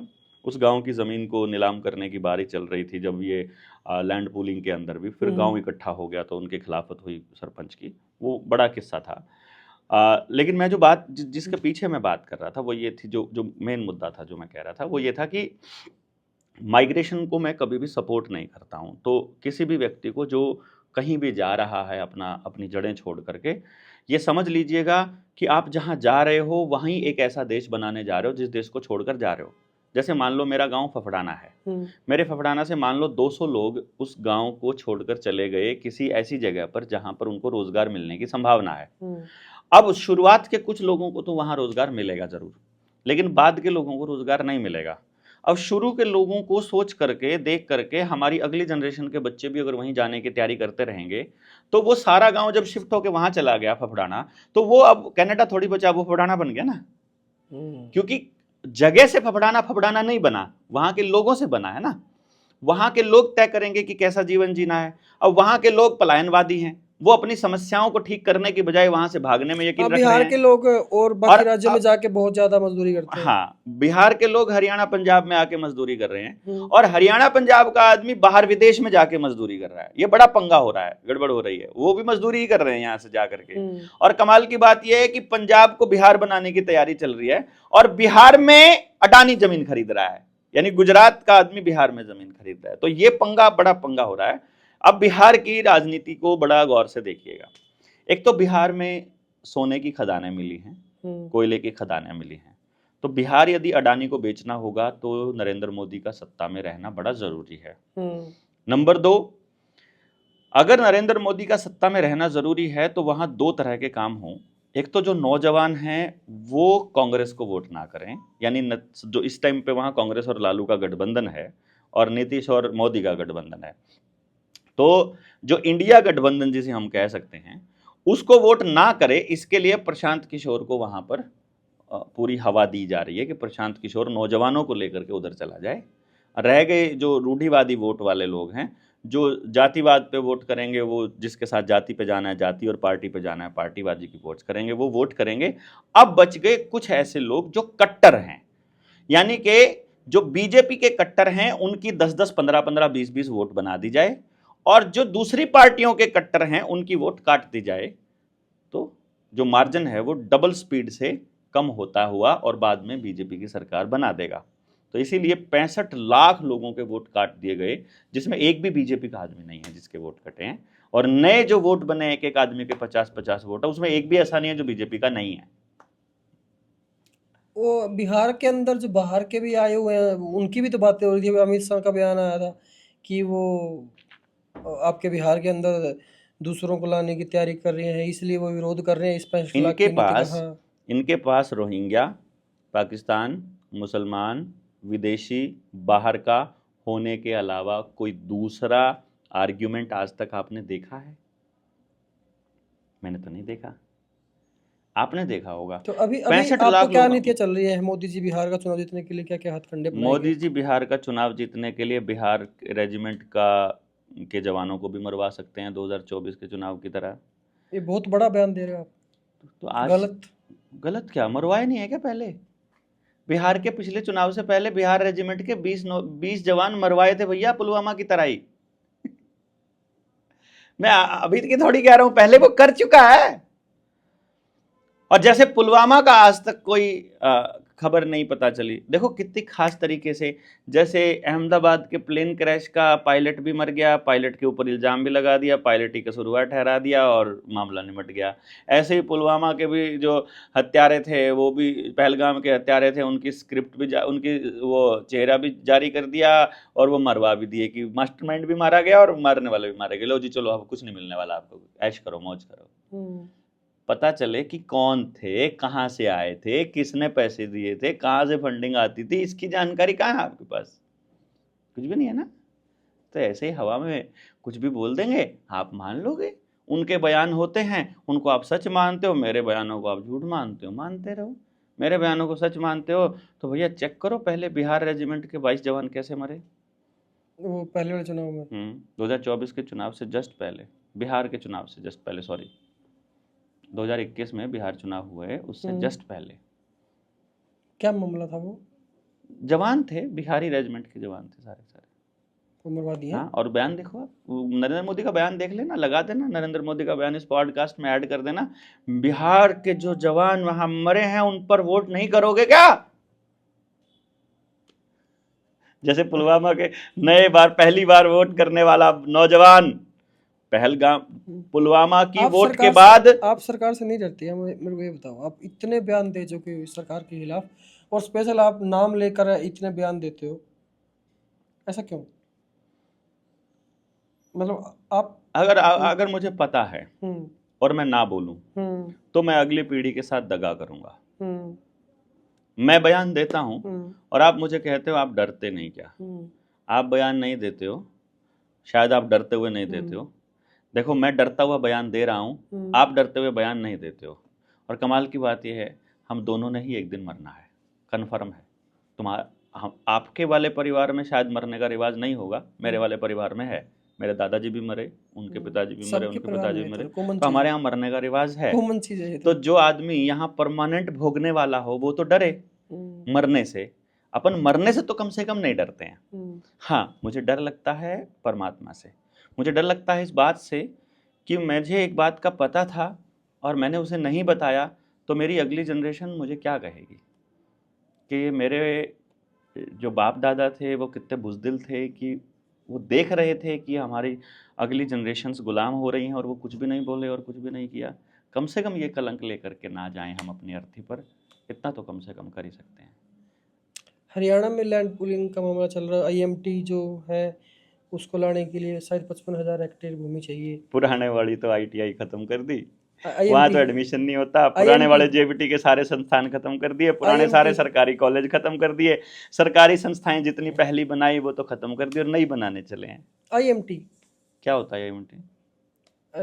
इंडस्ट्रियल एरिया स्थापित करना। किसको देना है उसमें लाभ? अभी तक आपके करनाल में अगर इंडस्ट्रियल एरिया है, आपके पानीपत में इंडस्ट्रियल एरिया है, वहाँ सबसे ज़्यादा पैसा कौन कमा रहा है एक बार देख लो। वहाँ जिन्होंने अपनी ज़मीनें दी थी उनका क्या हाल हुआ वो देख लो।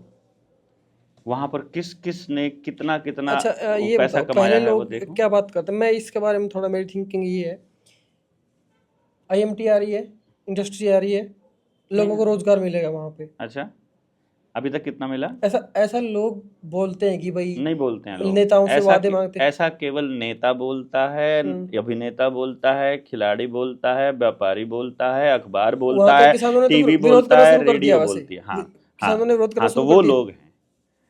लोगों को अब पता चला है, हम 5 साल से भौंक रहे थे, अब लोगों को समझ में आना लगा है। ग्राम सभा की ताकत अब आजमाने लगे हैं। पंजाब के अंदर ग्राम सभा ने मीटिंग करके प्रस्ताव पास करके और मुख्यमंत्री भगवंत मान को बैकफुट पे डाल दिया। भगवंत मान की भगवंत मान, अब भगवंत बोल लो, हमारा भ गायब हो जाता है। अच्छा तो फिर इधर जो जींद के पास और जो इधर कैथल के आसपास का जो 152 बाउंड्री के साथ लगते हुए आईएमटी स्थापित करने की जो मांग हो रही है, जो आया है कि भाई इतनी जमीन चाहिए, अगर वो जमीन मिल जाएगी तो क्या होगा, अगर नहीं मिलेगी तो क्या होगा? देखिए, पहले इन्होंने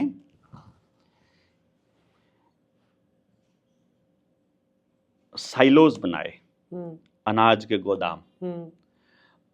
अब बाजार में मिलने वाला खाने का हर आइटम, ब्रेड, बिस्किट, नमकीन, पोहा, जोहा, आपका ये पास्ता, नाश्ता, डिनर पिनर जो मिलता है वो सब इसी अनाज के चुगर्दे घूमता है, इसी के चारों तरफ घूम रहा है ना, सब कुछ यहीं से बनता है।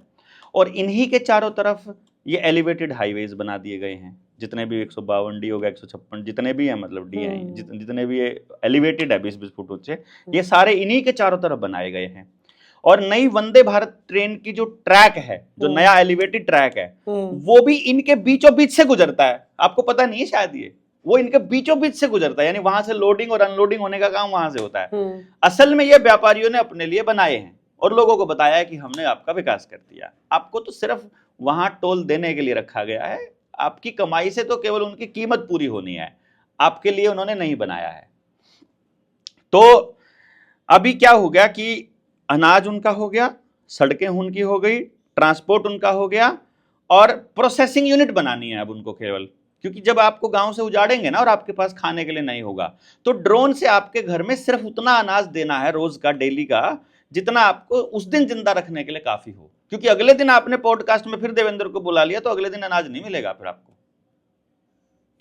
उस लेवल पे लेके आने वाले हैं ये। आपको कहां राजी हो रहे हो, खुश हो रहे हो? अभी यूट्यूब के ऊपर अभी तो गेम कितना चल रहा है आपको पता नहीं है। देखो देखो कमाल की बात क्या है, कंपनी ऐड दे रही है यूट्यूब को कि तुम पैसे दे रही है यूट्यूब को कि तुम वीडियोस के अंदर हमारी ऐड दिखाओ। कंपनी से पैसा ले रहा है यूट्यूब, फिर वो आपसे पैसा ले रहा है अगर तुमने ऐड ना देखनी हो तो पैसे दो। ना देखने वाला प्रीमियम आपको लेना पड़ेगा, तो पैसे दो, ठीक है ना। और जो वीडियो बना रहा है उसको पैसे दे रहा है अभी फिलहाल के लिए, और कंडीशन रख रहा है कि इस टाइप की वीडियो नहीं होनी चाहिए, और एल्गोरिदम इस तरह इस टाइप की वीडियो चलाओगे तो खूब चलेगा, इस टाइप की वीडियो चलाओगे तो बिल्कुल नहीं चलेगा आपका चैनल, और स्ट्राइक भी लगा देंगे। और उससे भी कमाल की बात यह है कि अभी यूट्यूब प्लान कर रहा है आने वाले टाइम में वीडियो देखने का भी पैसा मिला करेगा। देखने का मिला, हाँ, जैसे आपका पॉडकास्ट आपने लगा दिया, अब आप पॉडकास्ट के एंड में 20 सवाल डाल दोगे और बदल बदल के, यानी कि आप 200 सवाल डाल दोगे, उनमें से कोई भी 20 सवाल पूछे जाएंगे, और यदि देखने वाले ने 20 के 20 सवालों का जवाब सही दिया तो उसको फिर आधा डॉलर $1 ऐसा मिल जाया करेगा। तो आपकी एक एक बात को पूरा गौर से सुनना पड़ेगा, और फिर ऐसे चैनलों के ऊपर ज्यादा पैसे मिलेंगे जिस प्रोपेगेंडा को वो बढ़ाना चाहते हैं, ठीक है। तो इसका अर्थ ये हो गया जो मैं आपको कहने की कोशिश कर रहा था कि ये जो IMT बनेगी, ये जो इंडस्ट्रियल एरिया बनाने का प्लान चल रहा है, कहाँ पे? जहां पे भी चल रहा है, जींद जी जहां पे भी चल रहा है, मैं तो ये कह रहा हूं जहां पे भी चल रहा है, असल में फूड प्रोसेसिंग की यूनिट्स और उससे जुड़े हुए कारोबार वहां पर बढ़ाने हैं, ताकि जब आपके गांव में भोजन उगने की स्थितियां खत्म हो जाएं, जो कि होने वाली हैं। नकली बीज आपको मिल रहा है, अंडरग्राउंड पानी आपका नीचे इतना जा चुका है कि बिना बिजली आपको पानी ही नहीं मिलने वाला है, और आपके पास डंगर अपने नहीं है, जंगल अपना नहीं है, जोहड़ अपना नहीं है, बारिश ये होने नहीं देंगे। इनके हाथ में भाई साहब कृत्रिम बारिश दिल्ली में करवाने की बात अब तो हो गई ना बात। हमको बेवकूफ कहते थे 5 साल पहले, मैं कहता था इनके हाथ में है, जहां चाहे बारिश करा सकते हैं, जहां चाहे रोक सकते हैं। जब ये बारिश करवा सकते हैं, पानी ला सकते हैं, तो आते हुए पानी को रोक भी तो सकते हैं। समझ नहीं आ रहा यार, मतलब ये वहां पर सूखा लाया जा सकता है, भूखमरी लाई जा सकती है, आप बाढ़ लाई जा सकती है, फसलें खराब की जा सकती हैं, आपको भूखा नंगा बनाया जा सकता है। उसके बाद की तैयारी के लिए IMT बन रहा है, कहीं राजी हो रहे हो? उसके बाद जब आप भूखे नंगे भिखारी हो जाओगे, तब आपको श्रीलंका जैसे हालात पैदा करेंगे। श्रीलंका में मालूम है क्या रेट मिला था चावल, दूध? बहुत ज्यादा हाई रेट थे। 1200 रुपए का एक पैकेट दूध का मिलता था, 1000 रुपए का ब्रेड का पैकेट मिलता था। महिलाओं ने अपनी बालियां तक दे दी, और बालियां जब पूरी नहीं पड़ी तो अपनी इज्जत तक देकर अपने बच्चों को जिंदा रखने की कोशिश की कि मेरे साथ कुछ भी कर लो, मेरे बच्चे को जिंदा रख लो, इसको भोजन दे दो, मैं भूखी मरती रहूंगी, कोई दिक्कत नहीं है। इतना हाल हो गया।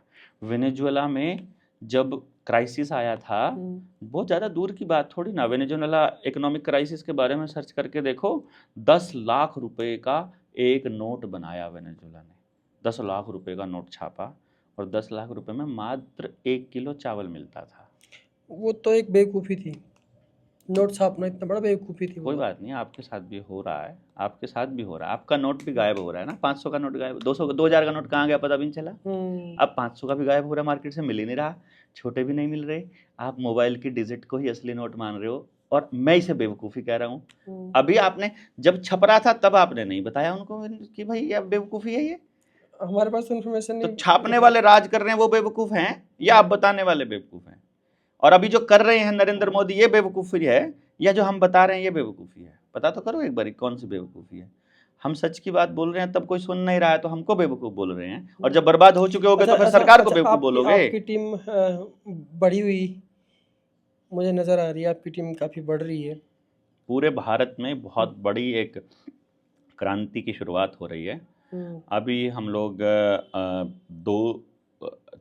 300 लोगों की एक टीम तैयार कर रहे हैं, जो पूरे हरियाणा के 7000 गांव में जाएगी। मैं आपसे रिक्वेस्ट भी करूंगा, बल्कि जो लोग यहां तक पहुंच चुके हैं इस पॉडकास्ट में, कमेंट में आप अपना गांव और अपना फ़ोन नंबर लिखिए। हम जब हमारी टीम हर गांव में पहुंचेगी तो हम आपसे भी संपर्क करेंगे। यदि आप अपने गांव को पूरी तरह से आत्मनिर्भर बनाना चाह रहे हैं, जिसमें शिक्षा, स्वास्थ्य, न्याय, राजनीति, खेती और धर्म से पूंजीवाद का खात्मा, और जल, जंगल, जमीन, जानवर पर लोकल लोगों का अधिकार और ज़मीन पर खास तौर पर अपना अधिकार और अपने बीज कैसे बचाने हैं और अपनी अगली जनरेशन्स और 100% रोजगार वाला एजुकेशन सिस्टम कैसे शुरू करना है, इस पर हम लोग चर्चा करते हैं। तो हर गांव में जाएंगे हम, 7,000 के 7,000 गांव में जाने की योजना हम लोग बना रहे हैं, जिसमें हम अपना तंत्र, हमें कोई सरकार से कोई मतलब नहीं, जनता सरकार मोर्चा, जनता सरकार मोर्चा। अभी कुछ साथी हैं जो आपके मेरे साथ कनेक्टेड हैं जी। मतलब कनेक्टेड क्या, वो मैं नंबर सेव है तो मैं स्टेटस देखता रहता हूँ। उनके जो विचार हैं, जो चीज़ें हो रही हैं, उनको समझने की जो शक्ति है, जो उनका दिमाग है, वो अलग ही कहानी बयां करता है। गलत है कि सही दिख रहा है आपको? वो मेरे विचार से गलत भी हो सकता है, सही भी हो सकता है। नहीं, सामने वाले के विचार में वो सही बात है, लेकिन कहीं ना कहीं अगर हम उन पे गहरा सोच विचार करने बैठेंगे तो सही रास्ता भी उसमें मैं दिखाई देता आपको है। एक चीज, लेकिन जो लोग मेरे से मिलते हैं, आपका पॉडकास्ट देखने के बाद काफ़ी सारे लोग मेरे से मिले हैं, वो मेरे से पूछते हैं कि भाई बल्हारा जो बोलता है मतलब क्या है, मतलब क्या वो सच में पागल है, क्या वो सच में मतलब कि वो ऐसी बातें क्यों बोलता है। मैं उनको ये बात बोलता हूँ, हमारे समाज के अंदर जो भी कोई आम समाज से बियॉन्ड सोचता है, अलग सोचता है या फिर थोड़ा सा सबसे ज़्यादा सोच लेता है, चीज़ों को परखने की शक्ति आम आदमी से 10 गुनी हो जाती है उसकी, तो उसको लोग ये बोलते हैं कि ये तो पागल है। देखो, और उसका दिमाग चल लिया। लेकिन मैं ये कहता हूँ कि वो इंसान अपनी जगह पे बिल्कुल सही है। नहीं, मैं आपको थोड़ा सा इसको मॉडिफाई कर देता हूँ मैं आपको। आप अपनी जगह पर सही हो, मैं अपनी जगह पर सही हूँ और पूरी दुनिया अपनी जगह पर सही है। जहाँ जितना जिसका तजुर्बा और जितनी जिसकी मजबूरी और जैसी उसकी सोच है उस पर वो सही है। लेकिन वो सही है ऐसा उसे लग रहा है, मैं भी सही हूं ऐसा मुझे लग रहा है, और आपको भी लग रहा है, खाली वो सही नहीं है। ना मैं सही हूं, ना आप सही हैं, और ना ही कोई और सही है। असली सही वो है जो सबके लिए सही है। अच्छा, असली सही वो है जो सबके लिए सही है। असली सत्य वो है जो सबका भला करता है। मैं जो बात कर रहा हूं वो सत्य के नजदीक जाने की कोशिश कर रहा हूं। मैं सत्य नहीं बोल रहा हूं, मैं सत्य के नजदीक जाने की कोशिश कर रहा हूं और आपको वो चेहरा दिखाने की कोशिश कर रहा हूं कि पहले यहां तक देख लीजिए, यहां तक देख लेंगे तो आपको मालूम पड़ जाएगा। जैसे मैं आपको एग्जांपल देता हूं, कल 15 अगस्त था और स्वतंत्रता दिवस पर का समारोह मना रहे थे और मुझे किसी ने फोन कर दिया। शॉर्ट में रखना है। हाँ, शॉर्ट में रखूंगा मैं। मुझे किसी ने फोन कर दिया कि आपको वहां मुख्य अतिथि के रूप में आना है। मैंने कहा मैं आ जाऊंगा, लेकिन मैं मानता तो नहीं कि हम आज़ाद हैं। तो जो वहाँ लोग होंगे, अगर मेरी स्पीच अगर यदि आप करवाओगे तो मैं फिर ऐसी बात बोलूंगा जो उनको चुभ सकती है। उन्होंने कहा जी हमें कोई फर्क नहीं पड़ता, आप आ जाओ, चुभेगी तो हम उनको मना लेंगे, हाथ पैर जोड़ लेंगे, पर एक बार तो उनके दिमाग में बात तो डालनी पड़ेगी, जो आपकी बात है हमें सत्य लगती है। तो मैंने उन ऑडियंस से वहाँ पूछा अपने भाषण में कि आप किस लिए इकट्ठे हुए। वो बोले हम आज़ादी का महोत्सव मनाने के लिए इकट्ठे हुए। मैंने कहा आज़ादी का महोत्सव कौन लोग मनाते हैं, जो आज़ाद हुए हैं वो, या जो गुलाम हैं वो मनाएंगे। बोले जो आज़ाद हैं। तो मैंने कहा आप किस किस काम को करने के लिए आज़ाद हो, बताइए ज़रा। बोले हम आज़ाद हैं किस किस काम को करने के लिए। आप नौकरी करते हो? मैंने उनसे पूछ लिया हाथ की तरह। बोला हाँ मैं करता हूँ। तुम अपने अफसर को सत्य लिख सकते हो? तुम अपनी पॉलिटिकल पार्टी जो यहाँ राज करी है उसको सत्य लिख सकते हो? मैं तो कहा नहीं, उनके खिलाफ की बात नहीं बोली, मैंने कहा सच लिख सकते हो?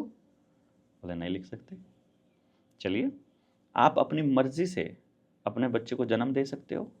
क्योंकि जितना मैंने सुना है हरियाणा में तो खास तौर पे ये नोटिफिकेशन हो गया है, यदि आपने अपने बच्चे के गर्भ का, कि गर्भ में पेट में बच्चा है, उसका यदि आपने नामांकन नहीं कराया है, यदि आपने उसका बकायदा नंबर नहीं लिया है कि मैंने रजिस्ट्रेशन करा लिया, तो आपका अल्ट्रासाउंड नहीं होगा, ना प्राइवेट अस्पताल में ना सरकारी में। नामांकन नहीं होगा अगर आपके पेट में बच्चा और आपने उसका रजिस्ट्रेशन नहीं करवाया है। तो आपने गर्भ के दौरान पड़ने वाले सारे के सारे टीके, वैक्सीन, दवाई नहीं लगवाई तो आपके बच्चे का इलाज नहीं होगा, डिलीवरी नहीं होगी। यदि पैदा होने के बाद आपने डेट ऑफ बर्थ सर्टिफिकेट नहीं बनवाया है तो आपका बच्चे का एडमिशन नहीं होगा। अपार आईडी नहीं बनवाई तो आपके बच्चे को पढ़ने का अधिकार नहीं है। ये वैक्सीन नहीं लगवाई है तो आपको विदेश जाने का अधिकार नहीं है, ये चीज नहीं लगवाई है, ये नहीं किया है तो ये अधिकार नहीं है, ये करना पड़ेगा, ये करना पड़ेगा, ये करना पड़ेगा।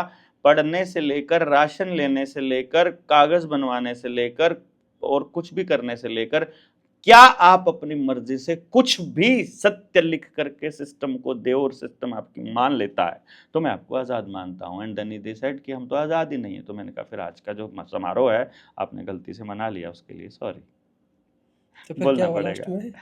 लास्ट में क्या हुआ कि वहाँ पर 3-4 तरह के लोग थे, तो उसमें एक तरह का लोग थे वो बोले बहुत रेडिकल है, जो आरएसएस से बिलोंग करते थे, वो सब चले गए जितने भी समलैंगिक संघ से थे।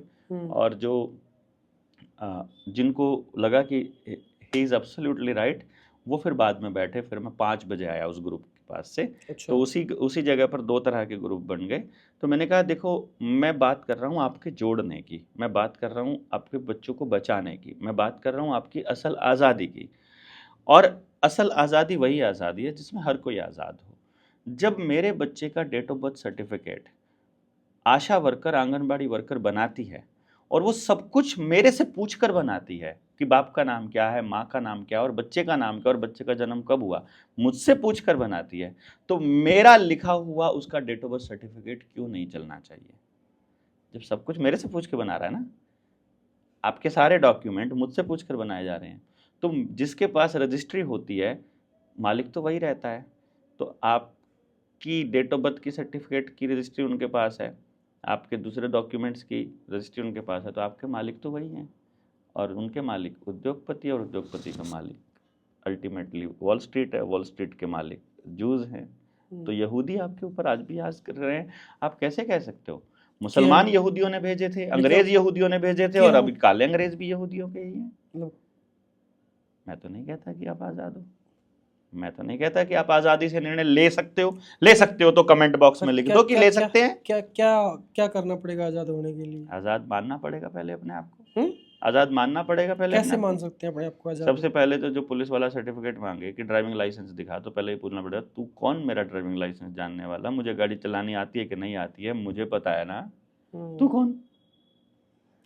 फिर ये तो ऐसा तो सिस्टम के खिलाफ ही हो जाएगा, ये कोई सिस्टम ही नहीं रहेगा। सिस्टम कौन? सिस्टम मतलब गुलाम रहना जरूरी है?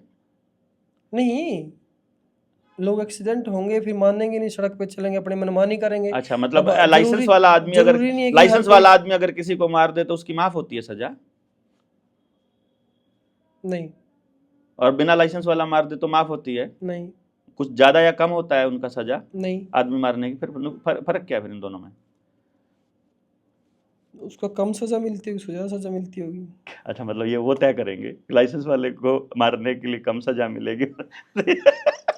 नहीं, तो क्या बात करते हो यार? बेवकूफी वाली बात होगी। नहीं, देखो जो कानून बनाए गए हैं यार, कानून किसने बनाए? कानून इंसान ने। इंसान ने नहीं, वहां बैठे मंत्रिमंडल ने। उस मंत्रिमंडल को कानून बनाने की ताकत किसने दी? वो तो इंसान ही है। उसको किसके लिए बनाए? इंसानों के लिए। इंसान उसको फॉलो करेंगे, उनसे पूछना चाहिए। मेरे से पूछकर कानून बनेगा तो मैं फॉलो करूंगा। हम, आपने और मैंने एक गांव में रहना है, तो मेरे और आपके साथ रहने के कानून कोई थर्ड पर्सन बनाएगा या वो नियम हम तय करेंगे? हम दोनों तय कर लेंगे ना, हम दोनों कैसे रहना चाहते हैं। फिर क्यों टेंशन ले रहे हो भाई? फिर मुझे वहां चलने का सर्टिफिकेट किसी और से क्यों मांगना पड़ रहा है? मेरे बाप दादा की जमीन पर आपने रोड बना लिया और उस रोड के ऊपर चलने का पैसा मुझसे ही मांग रहे हो, और वो कानून बनाया मेरे से पूछे बिना।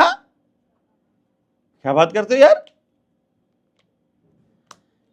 जो कानून मुझसे पूछकर बनाया गया है, मेरी कंसेंट लेकर बनाया गया है, उस कानून को मानना मेरा दायित्व है और उसका पालन करवाना भी मेरा दायित्व है। पर जितने कानून बने हैं, फर्जी आदमी ने फर्जी लोकतंत्र के तरीके से फर्जी वोट लेकर के, सारी वोट चोरी करके सरकार बना ली, और सरकार बना करके हमसे पूछे बिना गधों की मदद से पास करके, पार्लियामेंट में ऑर्डिनेंस पास करके, बिना किसी वोटिंग के, बिना जनता की राय लिए कानून बना लिए, उनको आप कानून कहते हो? गजब। कानून नहीं है भाई। आपको मतलब इन चीजों में गुस्सा क्यों आता है? नहीं आना चाहिए। मेरे ऊपर मेरे को चलाने का कानून कोई और बना रहा है। मुझे राहुल अत्री कैसे बताएगा तुझे मटक मटक के चलना है कि कूद के चलना है कि पैसे चलना है, गर्दन दुगा के चलना है, हंस के चलना है कि चुप रह के चलना है? कौन? मैं इस देश में, इस धरती पर आया हूं, एंटिटी हूं, बराबर का अधिकार है मेरा इस धरती पर। कुछ तो कानून बनेंगे तभी समाज चलेगा। कानून बनेंगे, समाज चलेगा। समाज चलाने के लिए कानून होता है, समाज को चलाने के लिए कानून नहीं होता है। आदमी अपने जीवन निर्वाह करने के लिए कि किसी का भी नुकसान ना हो, इसके लिए नियम बनाए जाते हैं समाज के। कोई आदमी हमारे हिसाब से चले, ऐसा कैसे कह सकता है कि तुमको ऐसे ही करना पड़ेगा? कितने बेवकूफाना नियम हैं। आपसे पैसा लेना है उन्होंने 150 रुपया, आपकी गाड़ी पर फास्टैग नहीं होगा तो वो 300 ले लेंगे। क्या गधा है यार, देने वाला गधा, लेने वाला कितना बड़ा चोर है। तो ये सारे नियम गलत है। यार 150 रुपया चाहिए आपको ना, पहली बात तो मेरे बाप दादाओं की जमीन पर चलने का पैसा ही क्यों लगता है? चलो मान लिया मैंने कि चलो कुछ विकास के नाम पर मेरे को ड्रामा सिखा दिया गया कि ये विकास हो रहा है इसलिए तुमको जो है ना ये देना पड़ेगा। मैंने भी मान लिया देना पड़ेगा। तो 150 में कौन से दे रहा हूं, तुम्हें क्या फर्क पड़ता है? मैं यूपीआई से दे रहा हूं कि कैश जेब में से दे रहा हूं कि फास्टैग से दे रहा हूं? तुमको 150 से मतलब है ना। वो लंबी लंबी लाइनें लग के से छुटकारा पाने के लिए तो किया, छुट रखी है। कितनी उम्र हो गई आपकी? 30। जो यहाँ 50 साल के बैठे हैं, जो 60 साल के बैठे हैं, कोई एक आदमी लिख कर बता दो उसने अपनी जिंदगी में एक रोड पूरा सही बना हुआ देखा है? मैंने नहीं देखा, मैं 46 साल का हो गया। एक रोड पूरा बना हुआ? हाँ, कभी भी पूरा बना हुआ। दिल्ली से लेके चंडीगढ़ तक का रोड आज तक पूरा बना मैंने नहीं देखा। पूरा बनने का मतलब क्या है? मतलब कि कहीं भी कंस्ट्रक्शन ना हो, कहीं भी जाम ना लगता हो, कहीं भी रुकावट ना हो, कहीं भी गड्ढा ना हो। कोई एक दिन जिस दिन उस रोड पर कोई गड्ढा ना हो। आज पूरे भारत में कोई एक रोड बता दो जहां पर कोई गड्ढा ना हो।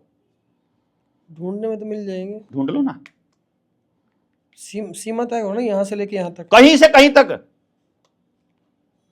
जो रोड सरकार ने तय किया कि ये हाईवे यहां से लेकर यहां तक का बन रहा है, वहां से लेकर वहां तक ना तो कंस्ट्रक्शन चली हुई होनी चाहिए, ना ही गड्ढे होने चाहिए, ना ही वहां कोई जाम होना चाहिए और ना ही कोई परेशानी होनी चाहिए। ढूंढ दो, एक भी नहीं है। मैं तो पूरा भारत अभी 5000 किलोमीटर चल के रुका हूं कल।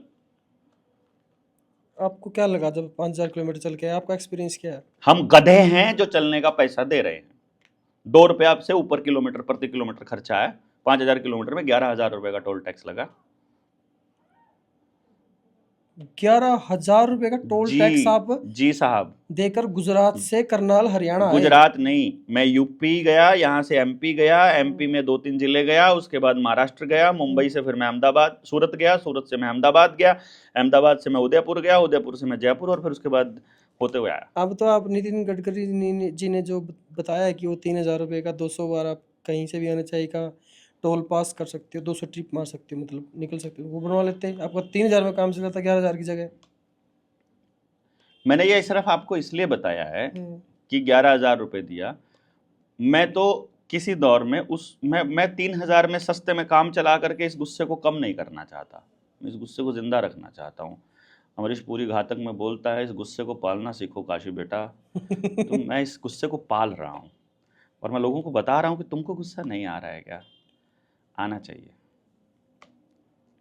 मतलब आप जैसे देवेंद्र बल्हारा, अगर देश में 100 या 150 और हो गया, मतलब हर राज्य में 2 देवेंद्र बल्हारा हो गए, तो क्या हाल होगा देश का? क्या हाल होगा? कुछ भी नहीं होगा, कुछ भी नहीं होगा। हर व्यक्ति को ये समझ डेवलप करनी पड़ेगी कि आपको अपने बच्चों के स्कूल में पढ़ाई के लिए अपार आईडी बनाने की ज़रूरत नहीं है। माँ बाप को ये बताने की ज़रूरत पड़ेगी कि अपार आईडी के बहाने आपके बच्चों को मनमाने इंजेक्शंस लगाने की परमिशन ले रहे हैं वो।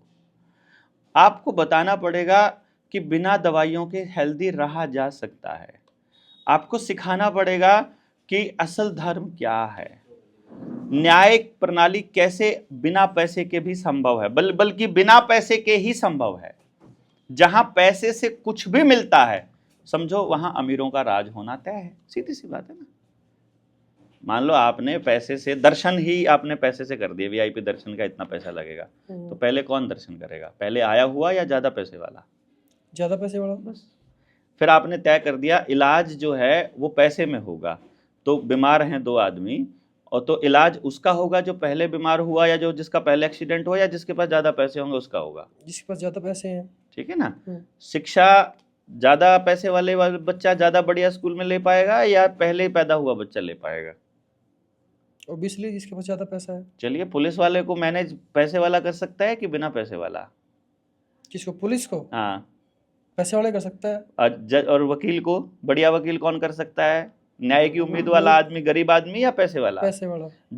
जज को भी खरीदा जा सकता है पैसे से। कुछ दिनों पहले जज के पास भी पैसे मिले थे। मैं तो ऐसा बोल नहीं सकता। मैं तो बोल सकता हूँ ना, मैं भी पूछ ही रहा हूँ। बाकी बता दो आप, जज को मैनेज किया जा सकता है तो ठीक है। राजनीति अगर पैसे पे आधारित होगी तो वोट पैसे वाला ज्यादा ले सकता है या ईमानदार बोलने वाला ले सकता है? आज के समय को देखते तो पैसे वाला ही है। मैं तो कह रहा हूँ, अगर वोट राजनीति में पैसा चलेगा, दारू चलेगी और ये सब चलेगा, और इलेक्शन कमीशन को मैनेज करना और पुलिस वालों को पैसे देना, वहां पैसा चलेगा तो पैसे वाला जीतेगा। पैसे वाला जीतेगा तो पॉलिसी गरीब के लिए बनाएगा कि पैसे वाले के लिए बनाएगा? बनती तो सबके लिए है। और अगर धर्म के धंधे में, अगर जो मंदिर के अंदर पैसा सर्वोपरि होने लग जाए, तो जैसे वाराणसी के अंदर, काशी के अंदर, इलाहाबाद के अंदर, और उन्होंने गंगा के ऊपर याच चला दिए, वहां रंडी खाने भी खोल दिए हैं, होटल खोल दिए हैं। अगर आस्था के केंद्र कमाई का धंधा बनने लग जाएं तो वहां बिगड़ने के चांस हैं धर्म के या सुधरने के चांस हैं? ये तो बात को आप डाइवर्ट करके जा रहे हो ज्यादा। यार मैं तो पूछ रहा हूँ आपसे, आप ही बता दो यार। डाइवर्ट मैं तो कह रहा हूँ, हाँ, सवाल शिक्षा, क्या था? स्वास्थ्य, न्याय, राजनीति, खेती और धर्म, अगर ये पैसे पर आधारित हो जाएगी तो आपकी पूरी व्यवस्था चौपट होकर के अमीरों के हाथों में चली जाएगी। और मैंने कहा 10, 12, 50 देवेंद्र बल्हारा से ये समाज नहीं सुधरने वाला। मैं कह रहा हूं, हर घर को ये बात समझनी पड़ेगी जो देवेंद्र बल्हारा बोल रहा है। हर घर को समझनी पड़ेगी, मैं ये बात बोल रहा हूं। तो उस हर घर तक पहुंचाने के लिए आप क्या कर रहे हो? हर घर तक पहुंचाने के लिए 300 की टीम तैयार हो रही है। 7,000 गांव है, एक जने के हिस्से में मात्र 20 या 30 गांव आएंगे। 30 दिन में, 40 दिन में वो हर गांव तक पहुंच जाएंगे। गांव तक पहुंचने का मकसद है उस गांव में हमारी विचारधारा वाले, हमारी सोच वाले, कि जहां सत्य की लड़ाई लड़ी जाए, जहां बीमार आदमी को उसकी बीमारी देखकर इलाज हो, ना कि उसकी जेब देखकर। वहां काबिल आदमी को उसका टैलेंट देखकर शिक्षा दी जाए, ना कि उसकी जेब देखकर। जहां न्याय के हिसाब से हो, ना कि जेब देखकर। जिस तरह से जो मैंने बोला है कि जल, जंगल, जमीन, जानवर पर लोकल लोगों का अधिकार, शिक्षा, स्वास्थ्य, न्याय, राजनीति, खेती और धर्म से पूंजीवाद का खात्मा, अपने गांव की व्यवस्था अपने हाथ में, और बिना पैसे के सारी व्यवस्था कैसे चलाए, बिना जहर की खेती कैसे की जाए, अपने समाज को कैसे बचाया जाए। जो लोग इस पर काम करना चाहते हैं, उन लोगों का आह्वान करने के लिए अपनी टीम हर गांव में जाएगी, हर गांव में जाएगी। और हमारा टारगेट हर घर को यह समझ देना है, समझ देना। उसके बाद जो उनको ठीक लगे वो कर लो ना। कैपेबल ही नहीं है यार, उन तक कोई बात ही नहीं पहुंचाने वाला आदमी है। हम जैसा आदमी थोड़ा सा भोंकता है, थोड़ा सा चलता है, कोई भी आ जाता है, तुम इतने लोग तुम्हारे साथ जुड़ गए हैं, तुम टिकट ले लो। तुम इतने सारे लोग जुड़ गए, तुम चुनाव लड़ के बदल लो। कैसे बदल लो यार? रावण की व्यवस्था में राम भी राज करेगा तो रावण के हिसाब से करेगा। कितने एमएलए, कितने एमपी आपने बना लिए, अपनी जात के बना लिए, अपने गोत्र के बना लिए। आपने भी बना लिया अपनी जात का, मैंने भी बना लिया अपनी जात का। असंध का कुछ हुआ क्या? ना आपकी जात वाला आपका कुछ कर पाया, ना मेरी जात वाला कुछ कर पाया। सब जाकर के वहां बैठ करके उनको कहो कि जाके भैया जी, विधायक जी ऐसा काम करना है, सांसद जी ऐसा काम करना है, क्या कहेगा वो? अभी वाला एमएलए ने क्या बोला था? असंध के विकास की जिम्मेदारी मेरी, ऐसा बोला था ना, एक नारा दिया था। कर लिया क्या विकास उसने? बने हुए हो गया ना 1 साल। तो कुर्सी को डाला, दिखता भी नहीं भाई साहब, दिखता भी नहीं वो तो एमएलए, तो असंध वाला एमएलए तो आजकल तो और कहीं का नहीं दिखता। मैं तो ये कह रहा हूं कि भैया जी, जब उनके बस का है ही नहीं है, जब आप उनके पास जाओगे ना, वो कहेंगे सिस्टम से चलना पड़ेगा। सिस्टम किसका? आपका बनाया हुआ है क्या? भैया पैसे वाले का सिस्टम बनाया हुआ है, आपकी जानकारी के बिना बनाया हुआ है। आपसे पूछे बिना कानून बना देते हैं और आप उनको मान लेते हो। ये तो ऐसा लगता है जैसे हमारे पूर्वजों ने बनाया हुआ एक वो है कि जिसकी लाठी उसकी भैंस। वो कर रहे हैं ना ऐसा। नहीं, ये तो बनाया हुआ है ना हमारे पूर्वजों का। नहीं, ये सत्य नहीं है। ऐसा हो रहा है, ये होना नहीं चाहिए। जो सत्य की जीत होनी चाहिए, जो सही है वो होना चाहिए। और सही जब होने लगता है तो उसमें इस बात का ख्याल रखा जाता है कि गांव में गरीब से गरीब, अनपढ़ से अनपढ़, अनजान से अनजान आदमी के साथ भी धोखा ना हो, उसका भी शोषण ना हो। हमको वो व्यवस्था बनानी है जहां हर किसी को जीने का बराबर अधिकार मिले। वो गरीब है तब भी इज्जत उसको उतनी ही मिले जितने पैसे वाले को मिल रही है। वो अनपढ़ है तो भी इज्जत उसको इतनी ही मिले जितने किसी बढ़िया पढ़े लिखे पीएचडी वाले को मिल रही है। वो चाहे कुछ करता हो चाहे ना करता हो, लेकिन इस धरती पर रहने का उसका बराबर का अधिकार है। कम से कम उसका शोषण ना हो। एक आखिरी सवाल है, ये ऐसी बातें करने वाले बहुत आए, बहुत चले गए। सिर्फ बातें करने से कुछ नहीं होता। मैं भी कहता हूँ नहीं होता, नहीं होता बातें करने से कुछ। मैं सहमत हूँ आपसे। फिर इसका इलाज क्या है?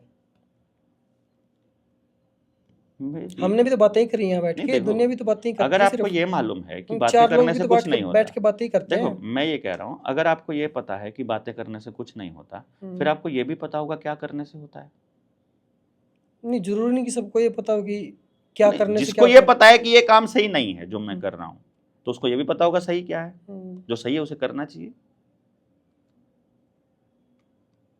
वैसे आप सफल हुए हो इस काम में अपने में, कितना सफल हो आप, क्या क्या लगता है कि मैं कितना सफल हुआ हूँ इसको काम करने में? मैं रिजल्ट के लिए चला ही नहीं था, मैं चला ही नहीं था। मैं क्यों? जिस टाइम पे चला था, मैं जो काम करता था, जब मैं चला, मेरी अपॉइंटमेंट की वेटिंग 2 साल की थी। फीस 2 महीने पढ़ाने का 5 लाख रुपए लेता है, और 1.25 लाख रुपए थी उन दिनों मेरी फीस।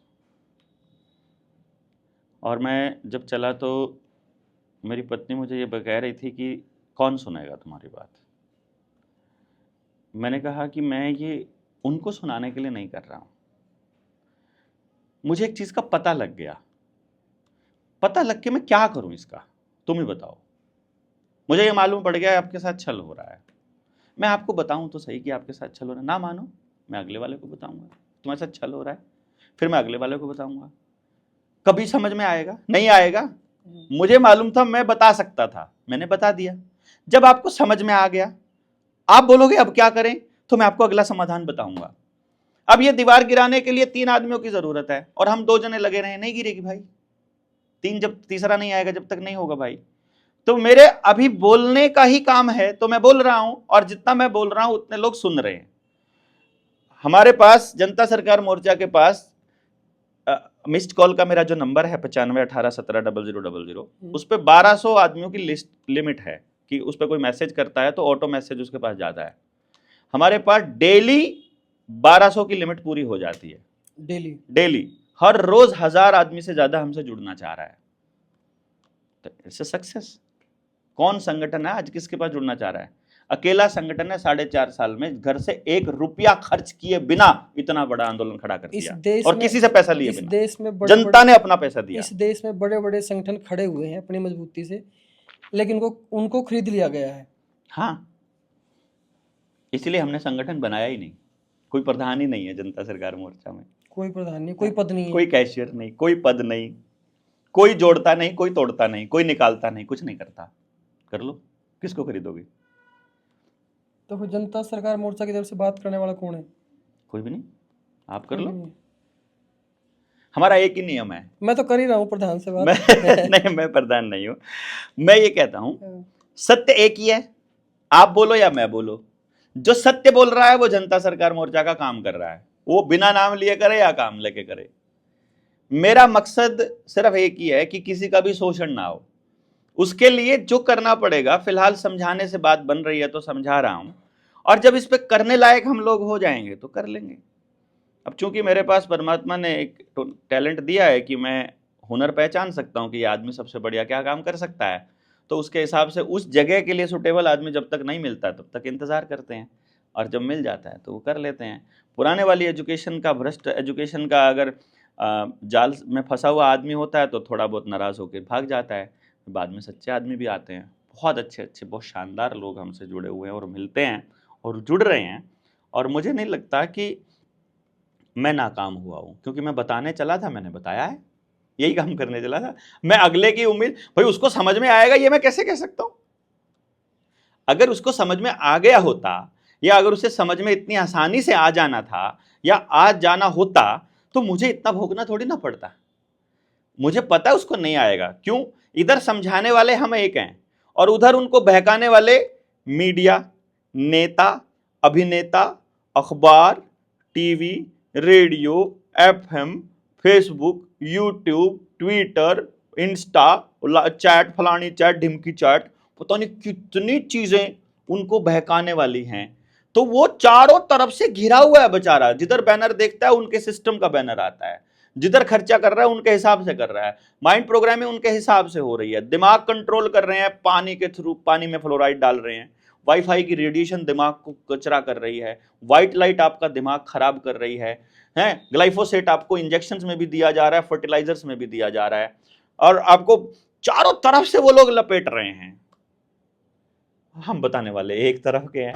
तो मैं कैसे उम्मीद कर सकता हूं कि जितने कामयाबी या जितना प्रयास से वो लोग कामयाब हो रहे हैं उतने प्रयास से हम भी हो जाएंगे।